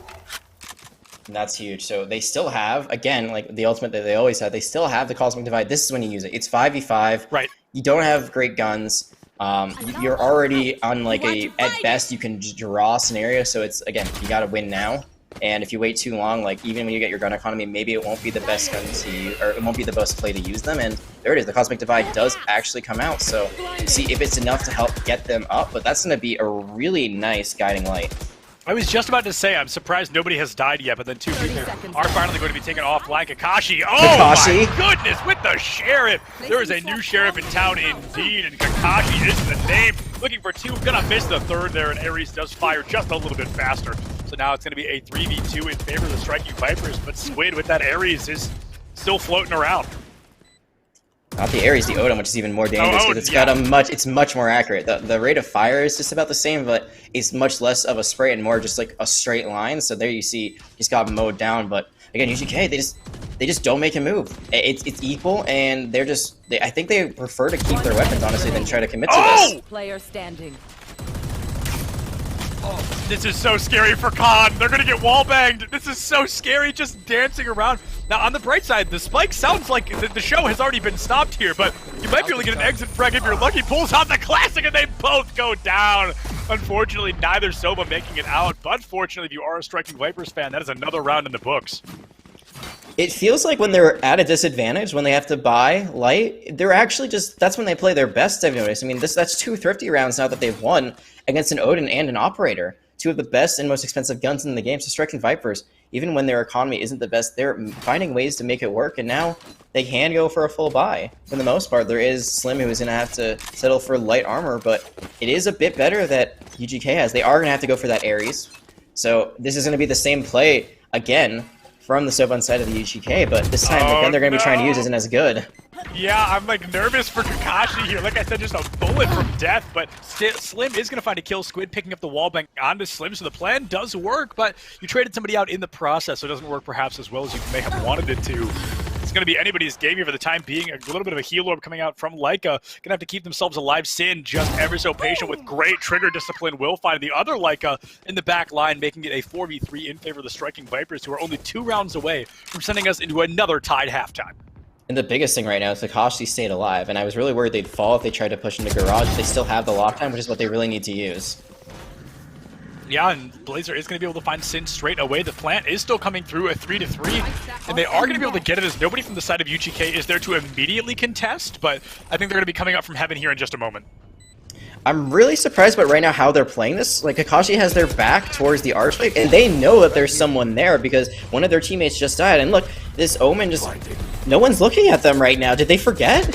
Yeah, did they just all of a sudden turn their back? JoJo finds Kakashi, and I'm honestly a huge fan of the lockdown here, but I'm not sure they really used it appropriately. Khan, oh, with the double, it's going to be a 1v1 here. Leica versus Lost, and Lost finds the kill, picking up 3 in the process, just enough time to defuse the spike, and by just enough, I mean, probably like, I don't know, like 5.54 seconds.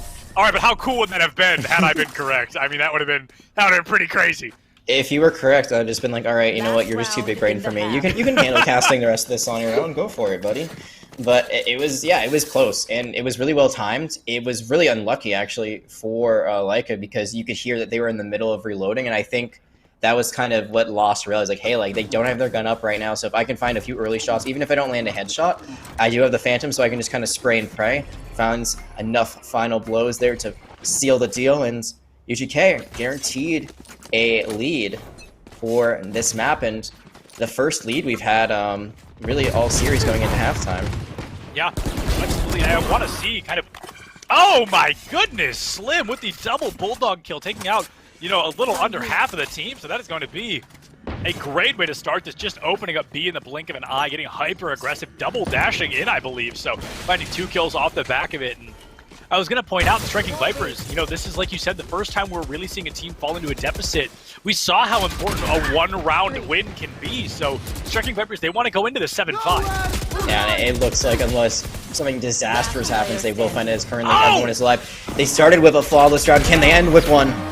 Oh, they certainly can. Slim finding 4 of the eliminations. Again, we've not seen an ace yet, but I think that is the 4th 4K that we've seen so far. Everything comes in 4s, Sept. Everything comes in 4s, but not these rounds at the end of the day. Seems like it will be that 7-5 scoreline as Striking Vipers now swap the defense, and you're not going to feel too bad about that because, again, a little bit defender-sided, so only having a 2-map deficit isn't the end of the world. But it's going to go back to that storyline of momentum because we see that's 5 rounds in a row that UGK had to help build up that lead that they currently possess. It's not too big of a lead. There's trading back and forth that was 3-2 in the favor of Striking Vipers, but it's still not enough to even things up just yet. But they need to make sure they're trading like this, or at least not letting UGK just get this huge string of round wins over and over and over. We've seen 7 and we've seen 5, and Striking Vipers, they cannot allow that to happen again. They're going to want to win these as flawlessly, and which we've seen 3 times already, as flawlessly and as clean as possible. They want to start putting a couple of rounds away. They want to take the lead again as early as possible if they're able. And I've got to point out, the defense is where the Striking Vipers usually perform really well. So to take 5 rounds on the offense is perhaps a good start. I feel like they always build their composition for which side they're going to have, because I felt like last time with the Yoru, that Striking Vipers comp was better for attack. Sure. And now I feel like what they have right now is better for defense, because that Killjoy, that turret is just really great at finding people out. The Nanoswarm really is great at denying space and doing damage, so there's a lot of good things here, and they get the first kill into Secrets. Yeah, they get the first kill coming out in the blink of an eye here, and I want to see the magic that is happening. Squid able to find that kill on Kakashi as well. This is going to be an absolutely amazing...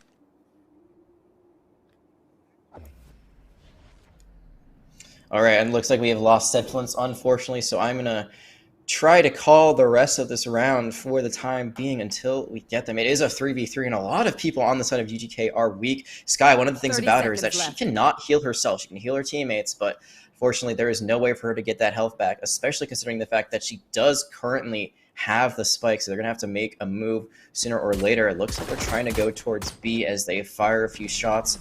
Nothing found yet. Everyone on the side of Striking Vipers still has full health, and Squid now going to be running in very bravely, but only has 24 health, and they're going to fall immediately. Am I back? I think I might be back. I don't know. You're back? Oh, I think I'm back. I don't know what happened. I just unplugged my mic and plugged it back in, but I'm happy to be back as the Striking Vipers are going to take another round here. 5-7. They're going to bump it up 6-7. They are now only a 1-point deficit. Keep in mind, there was a time where they were 4 rounds down. And basically, the story of this map is that there was just a lot of great damage done by the Striking Vipers early on. UGK, they were even, but they had so many weak members, and this is kind of the disadvantage of running Sky, is that, sure, she can heal everyone else, but when she's weak, you got to play very passive with her.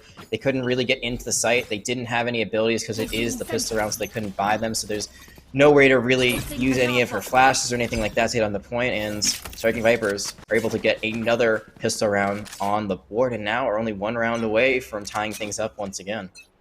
Yeah, another 1 round away once again, and I would love to see kind of what comes through here. I want to see that tie for the Striking Vipers. They've worked so hard to get where they are, and I want to see them keep this momentum and possibly take a 2-map victory. It's very possible, and I would not be surprised if this went back to overtime, extra rounds. I feel like there's a real potential for that, considering that these two teams, they're playing up to each other. You know, sometimes you see good teams playing down to each other. I think we're finally seeing Striking Vipers at their full potential, where, you know, they've finally built up synergy. They've had some time to practice. They've had some time to, like, realign themselves. And UGK, I mean, this is the Goliath. They were supposed to be the threat that could take down UC Davis. So if that is true and they're playing like this, I can't wait for that rematch later on. Oh, absolutely. We've got to talk about that. The Striking Vipers, they have had a seriously difficult journey. I mean, not only UC Davis, but also UGK Esports, 2 of the top teams in the Phantom Division. The Striking Vipers going absolutely toe-to-toe with the both of them. So to take even a victory away from one of these Goliath teams would be absolutely amazing. And it looks like they're at a great position right now to even up the scoreline as they do find 2 early picks, and GK does have to save as Kakashi with this Marshall's just finding pick after pick, but they are traded out by the paint cans. Yeah, pick after pick indeed, but Secret's going to be able to find a great kill in the blast back, almost finds Sin as well, but oh, the double kill! And the Striking Vipers striking indeed. They're going to get things tied back up 7-7. Let's see if they can turn that into an 8 in their favor. And I'm not going to doubt, though. I keep saying, you know, it's the bonus round. UGK should have this in the bag. They've got the Vandals. They've got the Phantoms.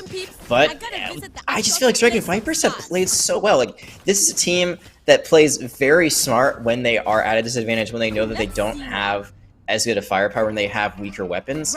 The way that they rotate, the way that they take over points on attack especially has been so smart. They just run in, they set up, they get all their abilities on the ground, so that way if there's a retake from the defenders, they really can't move in unless they're losing 1 or 2 people along the way. But this time they're on defense, so we'll have to see how they play their own retake. Absolutely, we want to see that retake coming through and in kind of a successful manner, if you will. I really want to see some great aggression coming out from either side. As stupid as it sounds, I just want somebody to really pop off and take this series away. But 7-7, a minute 15 on the clock here. The spike's still in play as nobody has fallen yet, and it looks like we may be seeing an attempt toward B coming out from UGK Esports. Indeed, you see the Ares just firing away, but JoJo has been found out. So the attackers, they try to go through mid, it works out, but they're going to have to try to take over the point. They do have 1 extra person, though, so they could win this firefight. Absolutely, and firefight is what it's going to come down to. Secret's going to miss quite a few shots. They walled There's themselves? a wall coming out. This is interesting. I'm pretty sure that Sage has an Odin. I think that might be the game plan here, is to wall bang through. Lost Blazer finds 1, JoJo finds another, and this Sage is going to be caught out in the back corner. It's going to be very difficult for Leica to do much of anything. Going to be taken offline by Secrets there. So UGK Esports, they let things get tied back up, and it looks like they're ready to take the lead once again. I mean, they knew they were in boathouse, but like that wall just like a come here and kill me basically weird, card. Yeah. And this round is definitely going the way of UGK. You only have Kakashi's alive. It looks like all they have is a ghost. So again, do you play for an exit frag? Do you just let yourself, you know, be killed? You do get credits for dying, so there is that, and you do take out secrets. So we talked about this raise quite a bit, and I don't feel like it's paying off very well, and that's something that you and I were both worried about. Yeah, I certainly think so as well. This not only is a map I feel we don't see Raze very often, but it's definitely an unusual choice. I feel a Phoenix could do the same thing, if not better. I think the flashes in particular, an ability that Raze lacks, is something that could really be giving UGK a serious advantage. But I've also got to point out, I don't like to single out individual players often, but Secrets is the bottom of their leaderboard, so that Raze really not going to be working the way UGK wants it to be. Yeah, I was thinking the exact same thing, and you're trying your best on the character you have, but sometimes that's what happens. Agent select is very strategical. I like to think of it a lot like League of Legends when you got the draft and ban phase. There's no bans, but once you choose an agent, you're stuck with them. So you really have to be smart about your comps ahead of time. Maybe it wasn't the pick, but they're still in the lead so far. So even when you're bottom fragged, you're still doing your job. Yeah, absolutely. The job needs to be done. You got to just try your absolute darndest, and oh. Leica finds Leica once again. I think that's the third time we've seen that exact exchange, but now the Seekers coming out from the side of UGK is going to force the Striking Vipers back on their heels a little bit. 2 more eliminations coming through, 4v2 in favor of UGK Esports. Things looking so good for the Striking Vipers, but it's definitely starting to crumble a little bit. It is indeed. They do have an ultimate, and they do have JoJo, who's very weak on the other side, but unless they find that pick, there's really no reason to try to even use the lockdown. It could clear the point, and maybe you're able to take back and just go for a defuse. We've seen many times that the Striking Vipers, they've just played objective. They do not care about getting kills. They just want to completely separate things. But wait, so the spike was actually on B, so that's very interesting. I was actually thinking it was on A still, but even I was bamboozled by that. This is a very smart play by UGK. Now they've got complete control of Boathouse, and they still have their Sobos kind of lurking mid. Yeah, no, I don't blame Khan. There's not really much you can do there. That's just how it has to end. Unfortunately, UGK, they are going to put themselves up. And if I'm not mistaken, now my memory is not perfect, but I think 10-7 is the scoreline we saw last time on Icebox as well. I swear sometimes we're twins, because I was thinking the exact same thing, and I was like, again, I don't want to jinx it, but we've seen Striking Vipers be down in the situation before, and they were still able to come back from it. So they're definitely not out of this by any means, but it's going to be a very difficult round. I've said they've been very good at winning Thrifty. They've been very good at light buys, but this is the lightest of buys. Oh, no doubt.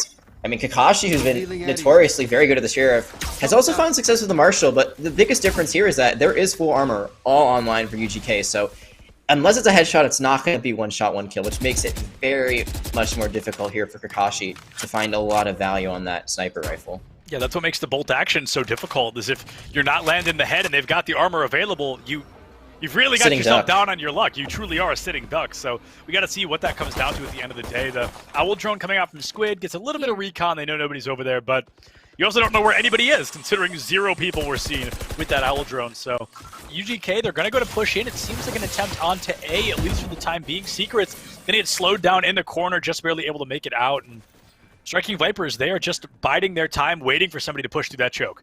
And that is one of the advantages of Raze, that she's very good at clearing out points. I mean, you also just have the paint cans, but specifically the bomb buddy, just if it finds someone, you don't necessarily need the kill, but just knowing that there's someone there really helps you figure out a way to play this point. And they've basically taken it for free without really anyone contesting, and Leica falls so low. Yeah, Leica, just critical condition, Slim going to fall as well. Sin taken offline by Lost. Oh, excuse me. That Leica has not fallen yet. They're just very low. A 5v3, 3 ultimates at the ready here. Striking Vipers, they are going to have to do seemingly the impossible. Secrets gets 1 kill. Kakashi finds the frag, but you've got to find 4 more in about 15 seconds if you want to take the round win. Yeah, I think at this point you're going just playing for exit frags. You know that you can buy next round. You know that you still have ultimates online. Khan finds one onto Leica, but it's just now a killjoy against the world, and the world, unfortunately, is going to win this round. But you do find 2, and that's big, because now if you do win this round, UGK, they're going to have to commit a little bit more credits here, and they do have most of their players that are pretty healthy, but you look at Leica and Secrets, both of them are pretty low on money, so especially Secrets. Secrets actually has to go for light armor, so again, we're seeing that Raze just isn't paying off the way they want it to. Yeah, that's definitely something to keep an eye on moving into these next rounds. You've got to think, would the game be nearly as close if the Raze was working out well? Because it is still 10-7 with Striking Vipers really struggling here on the defense. Cover going out. Now they're going to have to try to see if they can keep this attack round going pretty well, and considering that they have so many ultimates online and they have a little bit of vision onto B, I think it's going to go very well. Lost going to teleport in, immediately it's going to get canceled, but they've gotten a lot of information just using that ultimate and the ability from Sky, so they have a really good idea of map geography and where Striking Vipers are holding. Absolutely, and Striking Vipers are going to be holding back in the graveyard here as Leica will be the first one to fall, turning a 5v5 into a 5v4. Slim, however, with a long-distance Bladestorm is going to be able to find secrets. It's going to be 4v4 once again. The Bladestorm already worth its while as well. How did Slim get all the way over there? They're like looking like an attacker right now. Yeah, they really are. And speaking of attackers, they're falling just a little bit short here. A 3v2, the Dimensional Drift is alive as well. I want to see it come through here, and it's going to be a bit of a fall here. Slim is going to be taken offline by Squid. Standing ahead. It's a 2v2. Cosmic Divide, that's what it's called. I was gonna say there isn't a just, URL on the field. I was trying so hard, I couldn't think of it. 30 seconds left. Yeah, that Astra ult is still up, as you know. Again, it just has not been used very often. I think we've only seen it one time so far this map, 3 times overall throughout the series. But the Spike is playing it, and this is really big right now for UGK because they have the Hunter's Fury. They know exactly what the Spike is. So you bet that Sova is just in the park his butt all the way far back as possible, and then just try to use it when they find someone on the Spike. Right. There's the Cosmic Divide. Yeah, there's the Cosmic Divide coming out. A bit of a risky play, but Khan, just a little bit overzealous. Now Sin knows where they are, but there it is. You hit the nail right on the head, Jack. You called this play to an absolute T. Sin has nowhere to run, nowhere to hide, and UGK are 2 rounds away from taking us all the way to map 3. And one thing that's really important to talk about Cosmic Divide is that it does not absorb or block damage. It's literally just an aesthetic choice. Basically, you're just like, I'm going to have this giant purple wall. It does cut off sound as well, so you can't hear anything going on the other side. So maybe they thought, well, if we get this kill early, maybe they won't know that we're on it. But I mean, you're communicating as teammates. You know, you're all 5 in voice chat. Even if they're able to find that first kill on the Omen who is hiding out, they're going to tell you that there's someone on it defusing. So at that point, it's kind of the waiting game. Maybe you send someone up to try to kill the Sova, because when they have the Hunter's Fury out, there's really no way for them to defend themselves. But you don't even get to that, because Lost just pops off while hiding in hell. Yeah, and popping off indeed. Here comes Lost once again, taking Slim offline. So already a 4v5 in favor of UGK Esports and the Striking Vipers. This is certainly not the way they'd want to start this round. It's not, because this is almost the penultimate round. I mean, if they win this one, then UGK only needs one more. Striking Vipers, they were able to bring it back from the brink last time, but they're looking a bit down and out here. Yeah, down and out indeed, and this is very well could be the antepenultimate round, which I found is the round before the penultimate round. It's a fun word for all of those word nerds at home like myself, but UGK Esports now, like you said, this is a great opportunity for them if they can win this round, especially without using Bladestorm or never mind, Showstopper is going to be used here, so the Rocket Fuse will be burning short, but the kill will come through. Kakashi will fall not far behind, and here's some shells to boot. So much damage from Secret Q. We talked about how this character really wasn't working. This agent choice maybe wasn't the best, but I have certainly eaten my words here, at least on this round.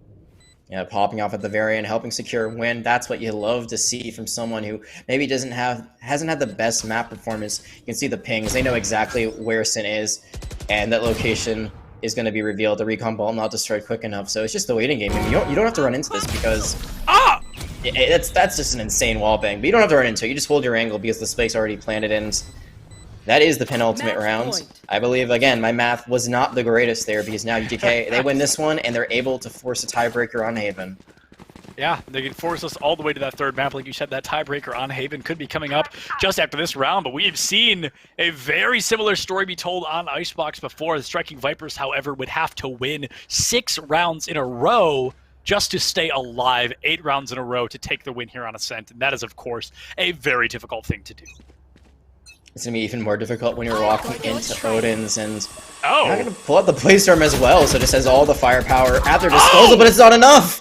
Wow, not only the Odin, but the Bladestorm down the drain. Kakashi dies for the cause. Secret's not far behind. Slim with a fantastic operator shot. The Valorant factor really kicking in here for the Striking Vipers. That's a phrase I always use, the blank factor, when a team really waits till the last possible moment to make a comeback and turn things around in their favor. And it looks like Striking Vipers have certainly done that, if not just for a moment.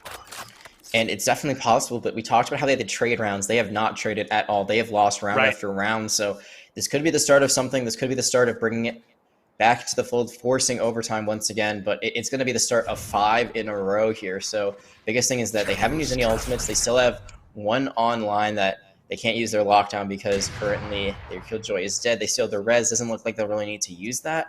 But I mean, if they lose one, they lose two, and then they're down 2-3. Then they're forced to use, because again, it's if not now, when they won't be able to hold on to it if they lose this map. So there's a lot of decisions that are going to be made right now, and Leica is putting themselves in a very bad predicament. Yeah, Leica is going to fall very early on, turning a 4v3 into a 3v3. And this is, we've seen UGK win this quite a few times, and it looks like the script will be pretty similar, if not identical here, as there's a Sova and a Jet left. They're going to have to win a 2v3. Now, to be fair, I don't believe there's any ultimates online, but I mean, they're just going to have to really turn this back in their favor, and they've got very little time to do that. I mean, there's the positioning there. If you're like, you can't be that aggressive. You really have to be playing for your team at that point. Don't play for picks. Play for the heal. Play for the wall. Play for the res. There, you're just in no man's land. No one there to help you. You're caught out in trees, and it might help cost your team this map, but it is 2v2. Yeah, 2v2 coming through, and there we go. It looks like 2v2 turns into a 0v2, and UGK, they win that with a score that the Striking Vipers are very familiar with. We saw the Striking Vipers versus UC Davis. They lost Bind 13-7, just the way they lost Ascent there in the blink of an eye, and that has forced our third and final map. Yeah, it's a lot like that bind that we saw week one. It was very back and forth, and then once they swap sides, they fall off once again. We were seeing on Icebox, they didn't do that. They were able to, trade at least a few rounds here and there, traded enough where they could bring it back after winning quite a few in a row. This time, just could not bring it back all the way. They lose 6-round differential, and all is said and done. And I'm sure UGK, they're feeling very good going into our last map of the night, which will be Haven. Absolutely. And, like you said, we're going to be throwing it to a super short break. We'll be right back in just a couple of minutes. And unfortunately, both last time we saw them and this time as well, Striking Vipers have certainly found themselves in a bit of a bind. Don't go far. We'll see you right back in just a couple of minutes.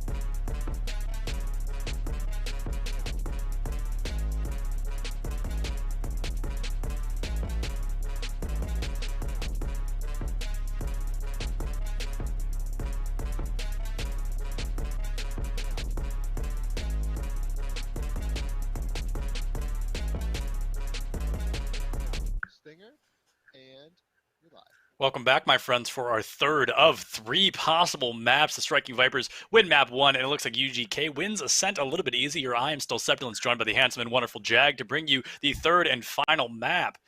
Yeah, and I got to say you're also handsome and wonderful. Oh, So stop it. I'm going to yeah, blush. Stop. glad that we're both handsome and wonderful, you know. But this game has been wonderful for sure. In Absolutely. Icebox, we saw a very, very close map that went the full distance and then some. Overtime ended pretty quickly, though, as we saw Striking Vipers were able to strike and take 2 rounds in a row. But they started to fall off in Ascent, which was a bit surprising because we saw at the very beginning they took 2 rounds flawlessly. It seemed like they were in the driver's seat, and unfortunately, we will have to guesstimate what happened in the 3 rounds they lost after that because due to some technical errors, we were not able to see them. But it seems like from there, they were only able to get some scraps here and there as UGK definitely gained control on that map and they ran with it. That was a 13-7 scoreline. It was very, very dominant.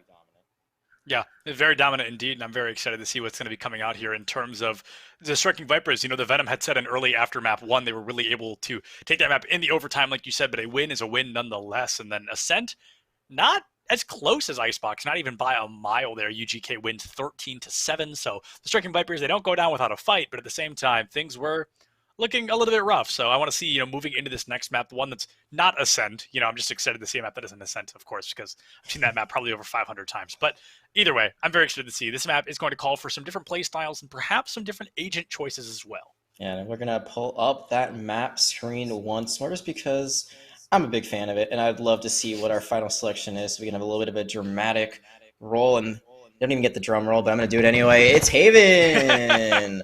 And it's the only map in the game still to this day that is 3 points. And, when I saw this, I don't have a big background in CSGO or anything, but I did study it a little bit before Valorant came out just to kind of get an idea of how the game was played. And I thought, well, maybe they'll do this more. Nope, it's just Haven so far. But regardless, like you said, it does lead to some different selections. It also leads to very different play styles. It also leads to the attackers generally having a bit of an advantage just because it's a lot harder for you to cover 3 points with so few people in.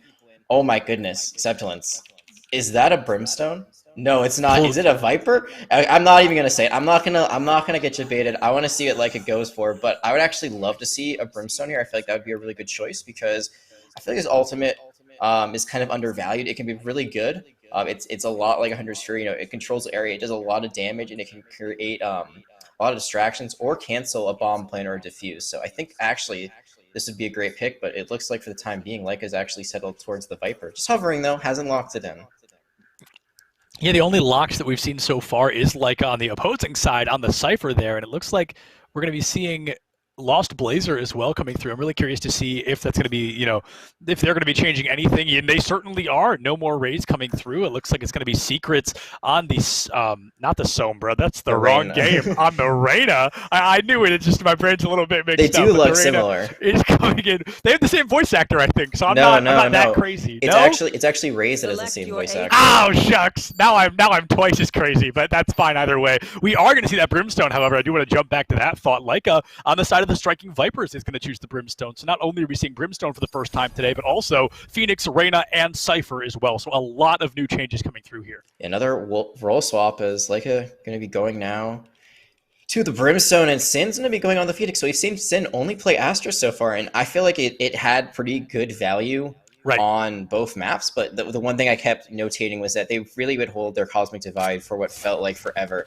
You can't do that with Run It Back. Run It Back is an ultimate you use really as something to try to, win a fight, even if you're down, or you just use it as entry because, you get a free life, can get some information, figure out who's there, maybe get a kill on your way out, and then you're all back and fresh as new as long as no one finds your hiding spot. So I do really like the Phoenix here. On the other side, I like that Secrets is on the Reyna as well. I feel like Reyna and Phoenix, again, and we talked about this kind of more on Ascent, that they do similar things. They have really good control with their flashes or their stuns. They've got healing abilities, so both of them, I wouldn't say high risk, high reward for Phoenix. It's more of a Reyna thing, but Phoenix can still make some very high value plays. Yeah, I think there's some really high-value plays on the table, like you said, and this is a map that you talked about earlier. I'll touch on it a little bit again. This is a map that is often considered to be an attacker-sided map, an attacker-favored map because of the 3 points. It's a little bit harder for the defense to play a strong defense. They're usually running around like chickens with their heads cut off, but we're going to see the Striking Vipers. They're going to be on the offense here, and what can they really do with that moving forward? And generally, you have someone playing Garage like this, where they're kind of Garage and B, so they have to, run to B if need be. This time, you see they're actually going to completely get rid of... That wasn't on purpose, but yes. This time, they have to actually completely clear out of Garage because there was a drone that was thrown in. There was also a shock dart, so it did a really good job of clearing it out. But, I mean, you can tell that UGK, they know what's up. They've also... used their own owl drone, so they've got really good vision. On the other side, though, the spike is nowhere near C. It's actually at A. Yeah, it's going to be at A, so that's going to be that's a pretty good example of what can go wrong on this map here, is you can be set up all the way on C, and by the time you even get halfway to A, the spike is certainly going to be planted already. Now, both Cyphers immediately taken offline by the Jets, respectively. It's not often you see kind of a mirror elimination like that. Sin will be able to find Blazer as well with the Ghost, so now we're going to be a 4v3 in favor of Striking Slim. We saw Slim. how well... Oh, they don't know! They don't know, Here chat. Around the corner! Oh, with the freaky, but no, misses so many shots, and there it goes coming through. Looks like a lot of great damage already. Slim finds one, has to reload once again, 85 health. Oh, Slim! gonna be able to find it, taking Squid offline. Slim with a 3K. They'd be looking for 4 as Secrets comes around the corner, but there are no Secrets here, my friend. Leica with the execution style headshot, taking Secrets offline. And the Striking Vipers once again go up 1-0 for, I believe, the 3rd time in a row. This is the 3rd pistol round they have won in the very beginning. They have been very good on pistol rounds, and although that wasn't flawless like it was on Ascent, I think that was one of the smartest rounds I've seen from them. I agree. They make a lot of noise at C. They completely clear out Garage. Everyone rotates towards B, so they're not fully committing on the side of UGK, but they're close enough to see where they can run in. But A is completely abandoned. Striking Vipers have a great way to just get onto the point, and Slim this entire time is still flanking. He goes all the way from C, all the way around, all the way through the defender's spawn, and just is able to survive somehow, get 2 kills. Just amazing plays from Slim. Yeah, Slim, I mean, we said that name at the beginning of tonight, and it feels like we're really saying that name again here toward the end of the night. Slim making a strong statement here on the side of the Striking Vipers. Oh, Kakashi might be in a world apart. They are running up on this Cypher, but I mean, again, the point is completely free, so is that a worthwhile trade? It might be because you were able to buy unlike UGK, so you look for Cypher, still have a great plants, and now it's just holding the point. Yeah, going to be holding the point here, but not for very long. It looks like they might not have to hold it for much longer as 2 are going to fall. And now it looks like Sid maybe coming through as well, trying to find a couple of eliminations there. Almost uses the hot hand in an attempt to open up the space, but instead chooses to let it go. Secrets will be able to find the elimination onto Leica with the Ghost. And Sin just around the corner, I'm pretty sure has used every cooldown they have in an attempt to get rid of this firefight. And oh, there's a double kill there. The Spectre just to boot. 2 eliminations coming through in favor of the Striking Vipers. Khan now, looks like not much is going to have to be done. Finding the kill would be great, and Slim is able to do just that. Has to dash on out of there in an attempt to stay alive. Chooses not to take the weapon, sticking with the Bulldog, and the Striking Viper is going to go up 2-0 once again. Hopefully they can keep the momentum this time. So one thing that I found really interesting was that Leica on the side of Striking Vipers actually bought a Phantom that round, and I saw it in the kill feed, and I was like, wait, what? That's usually not... that's what you would say, yeah. That's usually not what you buy second round, but they're actually able to secure it. The Leica does fall, is killed by Secrets, but I believe it was Khan who picked it up, so they're able to keep that in their arsenal. And I think that's actually really, really big for a few reasons, because this round becomes so much more winnable. Sure, it's still going to be thrifty. Sure, you're still going to be at a disadvantage mostly, but you might be able to take out way, like, even if you don't win, like, you should be able to take out a few on your way out, like more so than you usually would, just because you can, fire back with the same amount of just good guns. Yeah. Absolutely, and we've seen a couple of these players perform with the not-so-good guns a few times. I think we saw a triple kill with a Sheriff earlier on tonight, and I know there were a couple of Spectre frags here and there, so it really has come down a couple of times to not only the fire rate, but the accuracy of the players, and I think that's something that we talked about with the recent patch from 2 weeks ago on how abilities cost a lot more and weapons cost a lot less. Valorant as a whole has really started to become a game more about accuracy than ability usage. And one thing that we've talked about with Slim, as we've mentioned their name many times, is that they have also been just insane with this Bulldog. I think they have looked just as good on it as they have with the Vandal.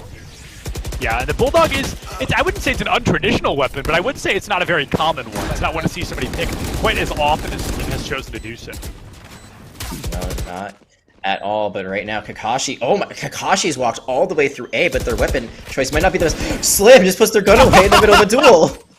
Oh, Slim puts his gun away and walks face first into a firefight. Oh, Kakashi! Talk about frags with the Kakashi!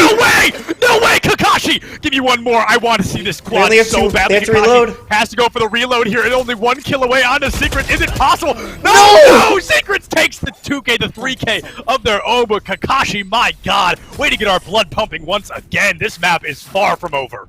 That camera placement actually cost them so much because they had to reposition. I think the play there is, I mean, you saw that they put the cyber cage down.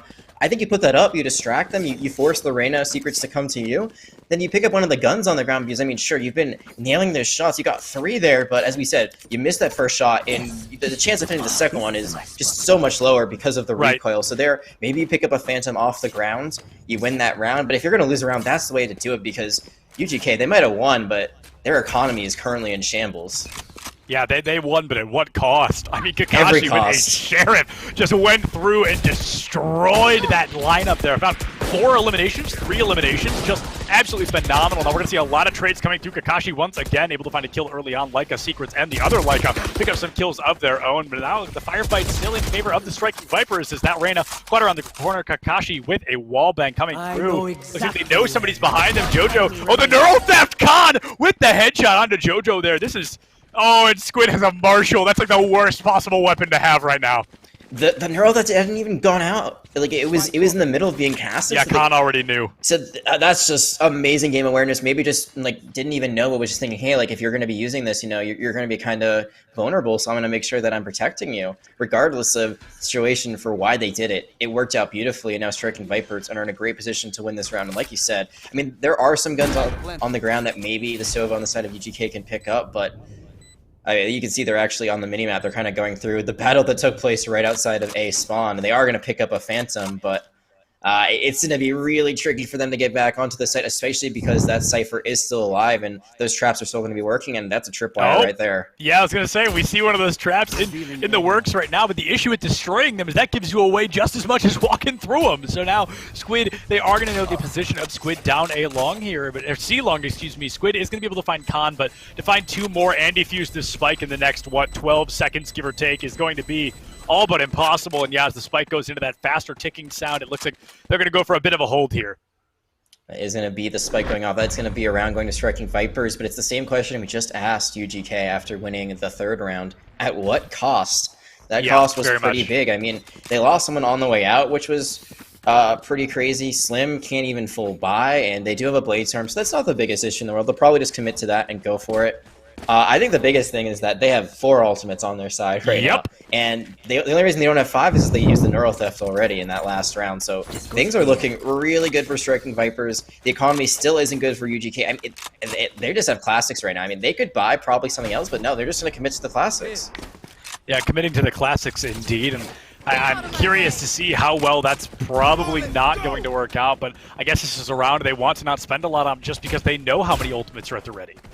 Yeah, but I mean, look, they're forcing Striking Vipers to commit ultimates, and they don't. They just use the run it back. They also use the Blade Storm, so those are 2 ultimates, and Sin Falls! Oh, this is a good round for UGK, but no, here comes Kakashi with 1! Make it 2, make it 3! Kakashi just farming a highlight reel here. Wait, Slim just dashed right by us! Phenomenal matchup there, and Slim dashes right by Squid. We talked about good game awareness, just 1 round to go, and unfortunately that game awareness is not with us here in this next round moving forward. Khan with the Owl Drone just really catches the back of that Omen and knows Squid is going to be up here on the high ground, but this is just the Kakashi show at its finest so far. Oh, Kakashi, you know, a number of roles tonight, even when they weren't fragging like they are right now, they were still making a huge impact. Now they are just putting pedal to the metal, and they're going to help win this round. My goodness, this Cypher is just putting on a masterclass right now, and I got to see the scoreboard because 8-3, you know, actually, that's not as high as I thought it would be. I thought they'd at least be a double digits, but that's how much of an impact they've had. They've just been doing so well.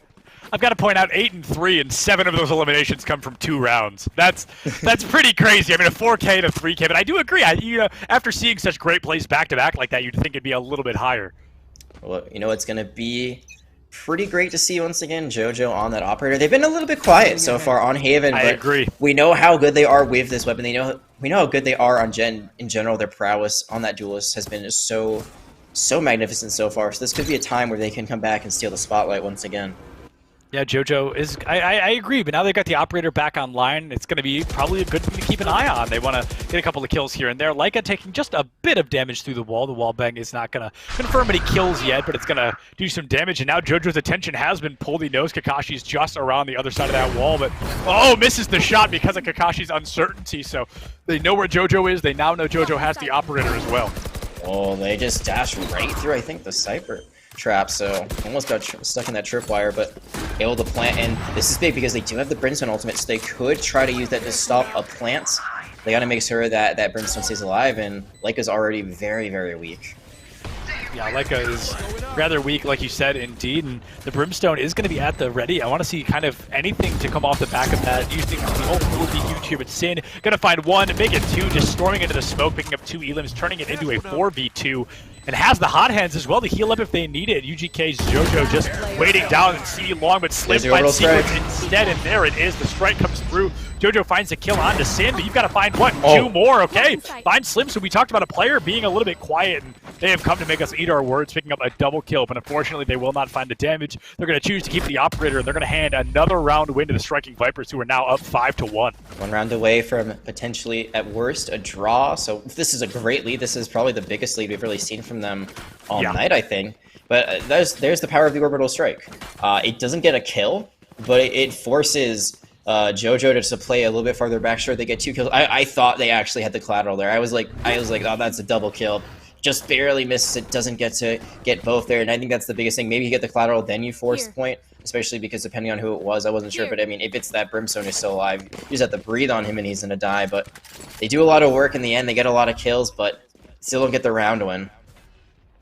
Yeah, the round win is going to be kind of what it's all about, of course. You want to put as many rounds away as possible. And like you said, this is, I believe, the highest lead we've seen for the Striking Vipers. We've seen both a 5-round lead and a 7-round lead, but both of them belong to UGK. So the Striking Vipers going to be up by 4 rounds. I'm pretty sure is the highest we've seen from them today. Yeah, they still have a map win, so it's not always about that. And that's the curveball. That's what you love to see. That was such a clean play from Sin there. Leica is going to pick up Leica once again for, I believe, the 5th time tonight. That Leica on Leica kill is going to be coming through here. Squid is going to be able to find the Sheriff kill onto Sin as Kakashi. well. Oh, Kakashi, just the name to be said here today. Kakashi and I feel like Secrets have just been on this quest to whatever map they're on, no matter what the state of the game is at the current point, they're going to try to find a way to flank. They do it swimmingly, and Kakashi once again putting a name to themselves really in this map, in this series, really becoming, I would say, a star player for this Striking Vipers roster, but there's still work to be done before they put away this series. A good lead, but now we're going to see if Lost and JoJo, who sells that operator, can get some more work done, as they may be rocking right into a tripwire.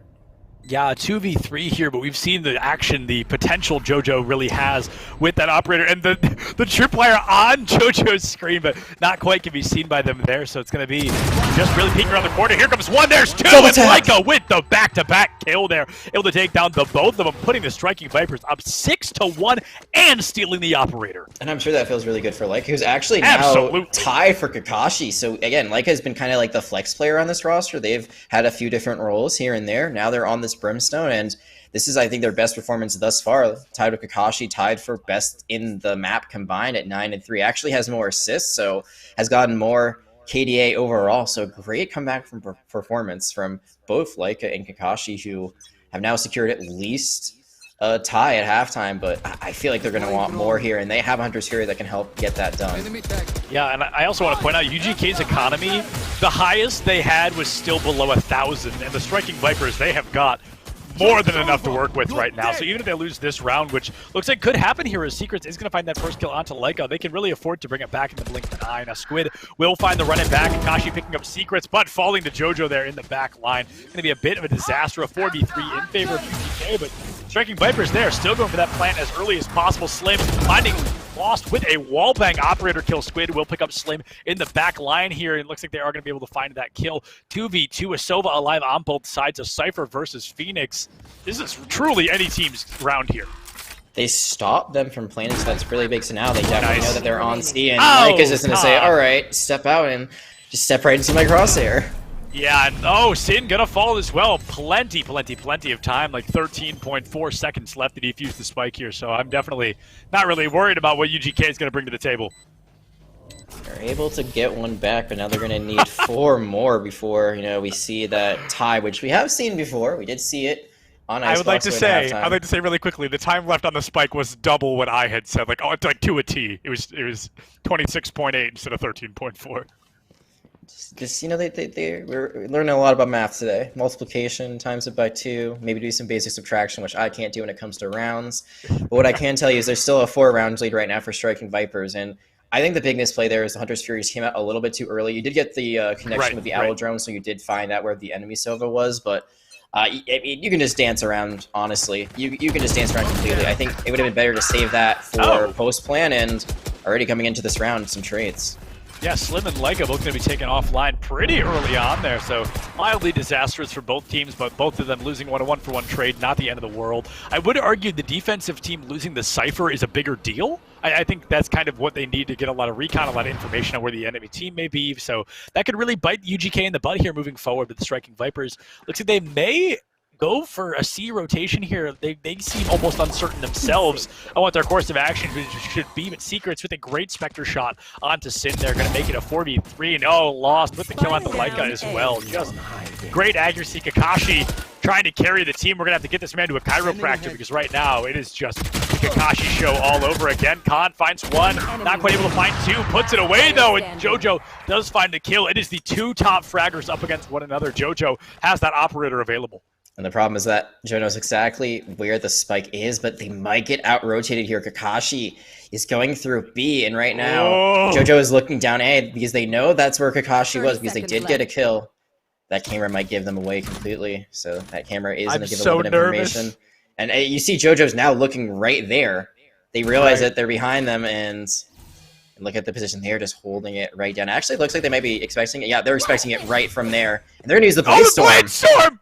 Out he runs! Kakashi just books it!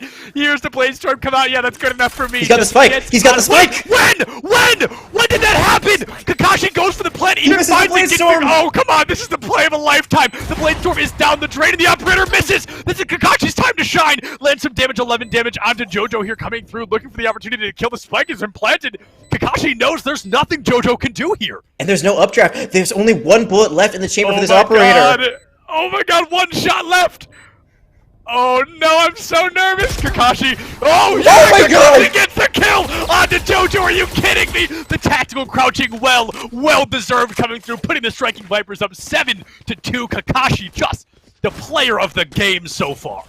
Uses the cyber trap, runs in, gets it. We thought they were just hightailing and saying, no, you're not getting this kill. Gets the spike, runs all the way back to B, and I think the big mistake there is just there was only 1 bullet left for JoJo, so you miss it, you've got nothing left, you got to swap to your classic. And you saw there that Kakashi actually dropped a weapon. It looks like they were in the middle of swapping. They just is able to find the insta headshot, able to secure the round. But one thing they forgot along the way in that excitement was that they did not pick up the operator that had been left behind. Yeah, they were a little excited to perform those tactical crouches. They did not grab the operator there, but the Striking Vipers have guaranteed a lead going into halftime, and it looks like that lead might get a little bit bigger, but as I say it, Squid will find Kakashi with the Sheriff, so 1-to-1 trade, a Cypher and an Omen missing respectively. It looks like Khan going for a very early plant, going to be able to find it. Striking Vipers now going to be on a bit of a defense. And they have a much better gun advantage in this round. It is a light buy for UGK, so even though they find 1 kill at the Sheriff, they got to find more of those 1-tap headshots, because that's the only thing that gun is good for. You cannot spray and pray with it. Right. No sprays or praise coming out here. Slim with a Blade Storm, however, in the back line. Sin finds 1, might be able to find 2. Yes, not quite going to be able to find 3, but Slim in the back line. Sin and Slim, the duo of a lifetime here, going to be able to clean it up. I believe all 5 kills went to the 2 of them there in that round. And this is such a good lead. They could get to double digits before we even get to halftime. But even this, I was saying before, 2 is fine, but like 8-4 is really the sweet spot if you're an attacker. The one thing I will say, the one caveat is that, again, this is an attacker-sided map. So right. Having a lead is not surprising for Striking Vipers. It's just how dominant and how big that lead has been so far that might carry them on their defense, especially because they have been decisively the better team on pistol rounds every single time. Yeah, I have to agree. They've been. I don't think they've lost a pistol round yet. And if they have, it hasn't been like enough. Like maybe 1 out of the 5 that have been played so far. That's still a very good average. 75%. That's more than passing. Oh no! One big dog takes out another, and all of a sudden things looking bleak for the Striking Vipers here on round 11. So this is going to be a little bit difficult. To run it back is going to be sent down the drain. No eliminations coming off the back of it. Khan sending in a little bit of recon, trying to find the information they need, but This is going to be a tough one because they are shooting from a low ground disadvantage, and JoJo will take pure advantage of that. That's a weird bug that I have never seen before, but it is going to be planted nonetheless. Blazer picks up Leica, and the 2v5 turns into a 1v5. Slim cannot find the kill. UGK with a flawless round. And that was such an aggressive defensive rotation. I mean, they walk all the way into attacker spawn. They're basically pincering striking Vipers from both sides. There's really nothing they can do besides plant the spike, which is good. So they do get a little bit extra money. Not that their economy is really that bad off anyway, because they've been winning so many rounds. And they're not going to get to double digits. But I think if they get to 9-3, that would be huge for striking Vipers. Then they would only need 4 more rounds to put it away. If you win that first pistol round, you're almost guaranteed 2 automatically. And then you just need to win 2 more rounds sometime throughout this map. So you know what your win condition is. You know what's at stake. And you've got ultimates that you can still use for it. You still have the Orbital Strike. You have the Hunter's Fury, because both of those are more like site recontest ultimates. Honestly, I would say just throw the Orbital Strike at the beginning to try to clear a point. And then use Hunter's Fury later, because there's more than one shot, so you can do damage multiple times. But Kakashi. Yeah, Kakashi not having really any good rounds here in the last couple. First one to be eliminated both times around. There's no Sage online, no Resurrection coming out either. Sin knows somebody's around the corner, but chooses to tuck tail a little bit, trying to get to point instead. I'm curious to see if we're going to see another aggressive plant coming through, but all of UGK, they are rotating towards C as quickly as they can. Hunter's Fury coming out. Oh, no! 1 enemy remaining. Wow, 3 kills in the blink of an eye. And I think this is where Striking Vipers, they were just a bit too predictable. I mean, they've gone to C almost every time. Every time, right. I want to say probably 7 out of 12 times at least it's been C. At least, yeah. And mostly when it's been B, it's been just because it's close and there's not a lot of time left. And then when it's A, it's they just do a full rotation. That time, it was read like a book. I really wish they had used their ultimates. They had a few online. They didn't. They go to the grave of them. And it was the Hunter's Fury that came out from the other side, the one that came out from Squid that really was the difference maker there. Yeah, I am confused why the ultimates didn't come out. I think losing their Cypher as quickly as they did, I think losing Kakashi so fast really kind of immediately sunk whatever boat they were trying to sail in on. But now sides have been swapped. We're going for a full and total reset.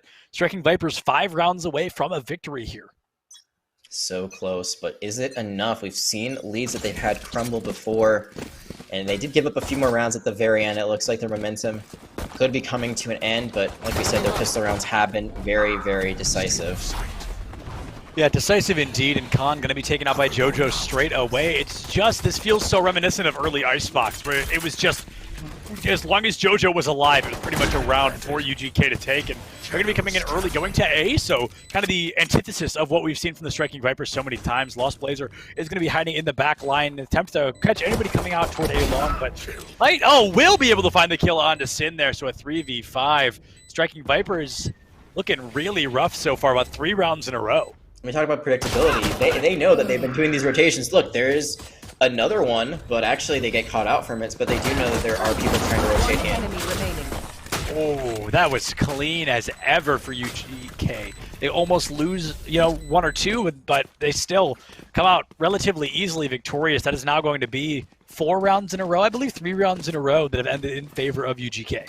And there, you're going for a pincer approach, right? You're trying to attack from 2 angles, but you have one run out way too soon. So Sin kind of takes a step in, isn't sure if they want to do, gets caught out, and if you're hit by shots, you do flinch. You cannot move at your normal speed. So there, just kind of caught up a river without a paddle, and then the rotation on the other side that's coming in from Defender's spawn, just not quick enough. So there was a good idea of what they could do, even though they were disadvantaged, but just a little bit caught off guard there, maybe just not communicating well enough about what time they actually want to move in. And Striking Vipers, like you said, 3 rounds down, and this could be the 4th, as it hasn't started off so well for them.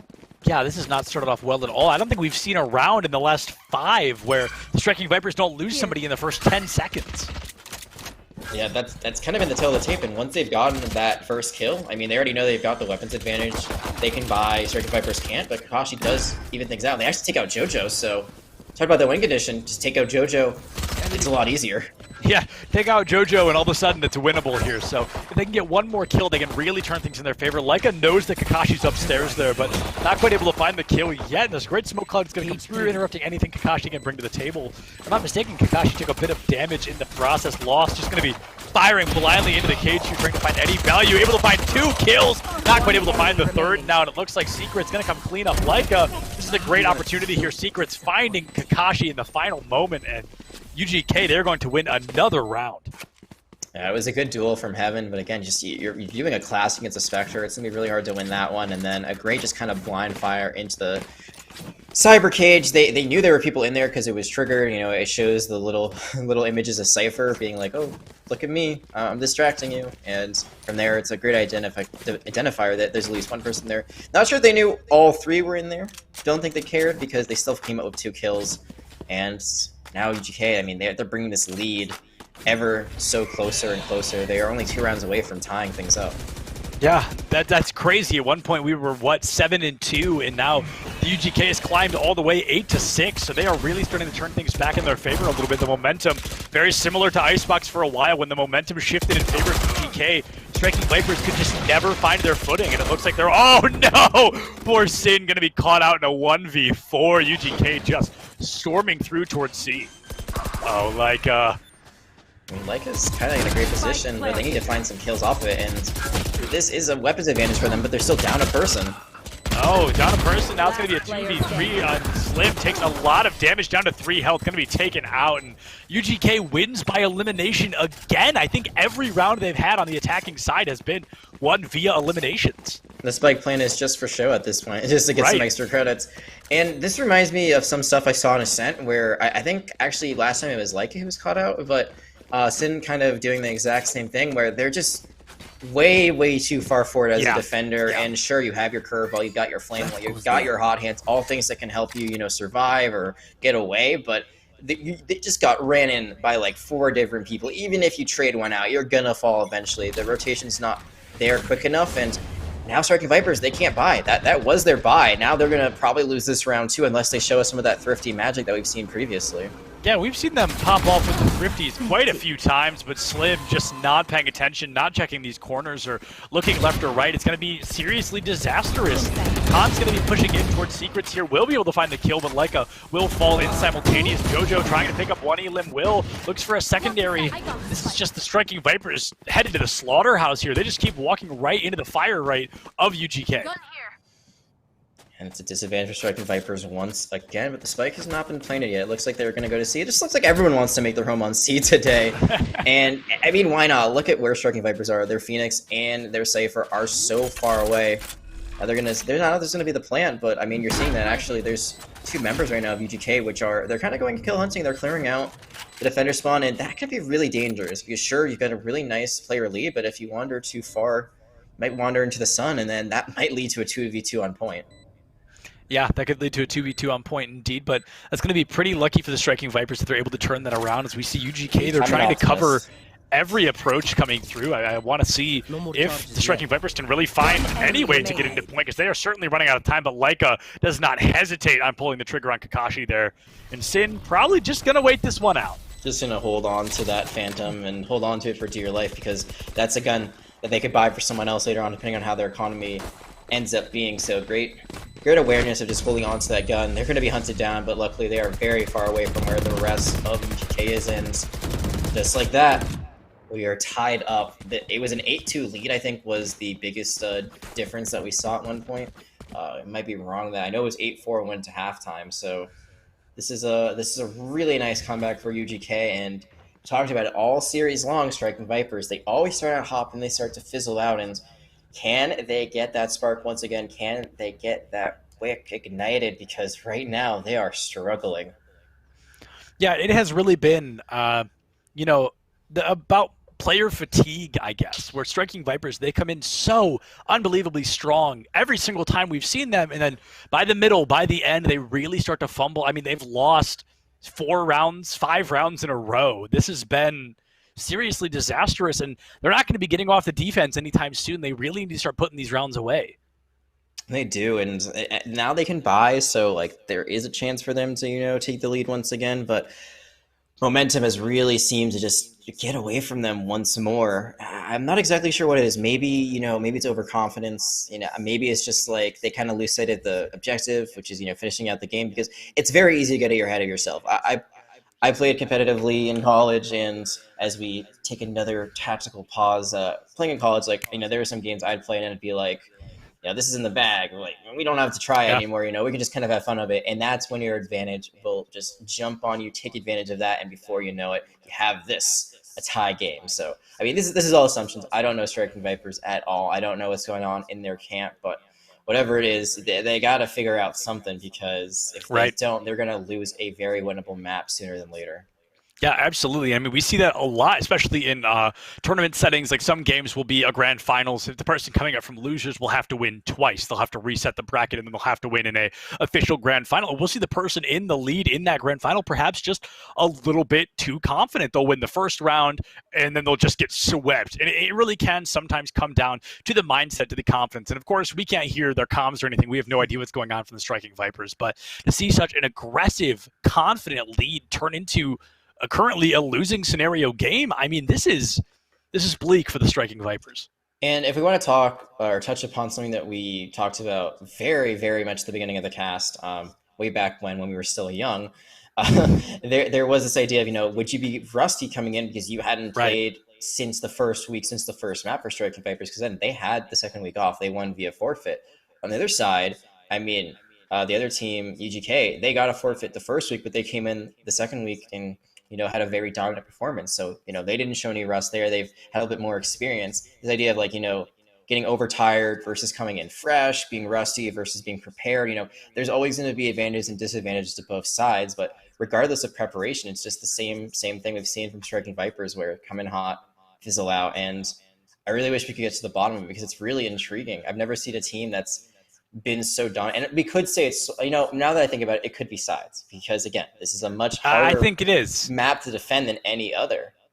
Yeah, I truly think it is sides. And pretty traditionally, Striking Vipers, they're good at whichever side would be expected to win the map, right? Earlier on, we saw their defense was very strong on maps like Icebox and a little bit on Ascent. And then on Haven here, this is going to be the map where the offense should be stronger, and that's kind of where they are as well. But jumping in here, they get a super small break. I'm not sure what the reset there was, but a minute 30 on the clock. The Striking Vipers, they've got to put this win away. Oh, that'll help. Nah, that won't. JoJo and Leica able to pick up 2 kills right off the back of this here, and Leica finding a third. Striking Vipers, they found that first elim, but now 2 of them have to find 4 more in an attempt to maintain this lead. But it looks like UGK, they are not slowing down today. And it was a big elimination too, because it was Secrets who had popped the Empress. So that was a big ultimate taken off the board, a big player taken off the board, a lot of kill potential. They do even things a little bit more. It's only a 2v3, and there is a Neuro Theft, so maybe if you get another kill, you commit it. Try to find out where they are, but Sin just caught on high ground, caught in heaven.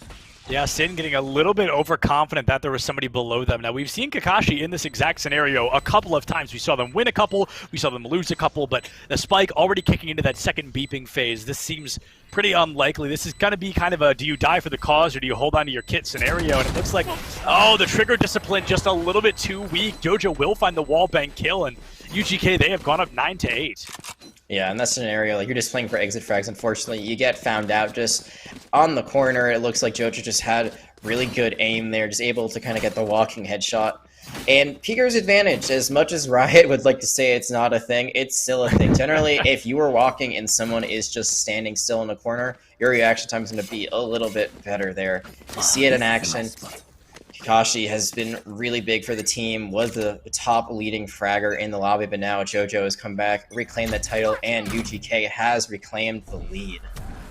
Yeah, this is going to be, I mean, they're 4 rounds short of just flipping Haven on its head here. This could be such an impressive game for them if they're able to really keep that momentum up. Leica with the Sheriff has to tuck tail a little bit, but you should not just run with your back to the opponent like that. Lost gets a free kill off the back, and Striking Vipers once again will fall 5-4. Again, it's too far forward, not the right weapons, and we've seen this happen time and time again for Striking Vipers. And if you're willing to trade that, that's fine. If you're willing to put someone up and say, just go out and die, we will, get the kill and then get their weapon, that's really fine, but there's no follow-up there. That's not a plan. That's just poor positioning, unfortunately. and there you get nothing out of it. You're just at a disadvantage. Yeah, a disadvantage is where the Striking Vipers have found themselves a lot recently, and hopefully they're able to turn this one around. But Khan giving away his position so early on. He's about to get 3v1 and has absolutely no idea. JoJo will pick up that kill straight away. Now Sin will find the kill onto the opposing Sova Squid, falling as well. But UGK, they've still got the numbers now up by 2. We have seen a 2v4 so many times in favor of UGK. Yeah, and they've never really given it up. I mean, we've seen some plays from Kakashi where he just is able to even the score and even clutch out, but those have been far and few between, and when you've got the Marshal, it's going to be even more difficult than it is usually. I want to see what comes through here in anything success of the Striking Vipers, but Secrets with the wallbang kill will be able to find it. And we talked about, oh, the Striking Vipers may be able to hit double digits before halftime, and UGK has hit double digits before the Striking Vipers were even able to do that after halftime. So I'm trying to count how many rounds in a row. That's 1, 2, 3, 4, 5, 6, 7. Is that 8?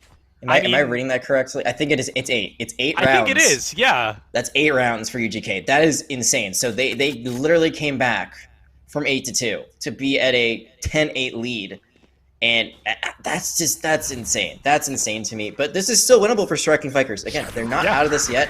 They have 4 ultimates. They can buy. They have more ultimates than UGK. They have the same firepower. So I think the biggest thing is they really need to figure out their defensive rotations. I feel like generally they've just been kind of caught off guard where someone's too far forward or someone's left alone on a point, and that's the difficulty of Haven because there are 3 points. Yeah, that's the difficulty of Haven is you can really get closed in on from any angle, especially if you're a little bit overzealous and you're walking down A long or C long and you're just kind of letting yourself exist in the open, you're probably going to die for it. And speaking of dying for it, Slim able to find a great operator shot, taking JoJo offline for the first time in a long time. Striking Vipers have the numbers advantage. They do. They have the operator. Oh, no. Oh, good dash. But, yeah, able to get out from Secrets. The Lear isn't going to find anything.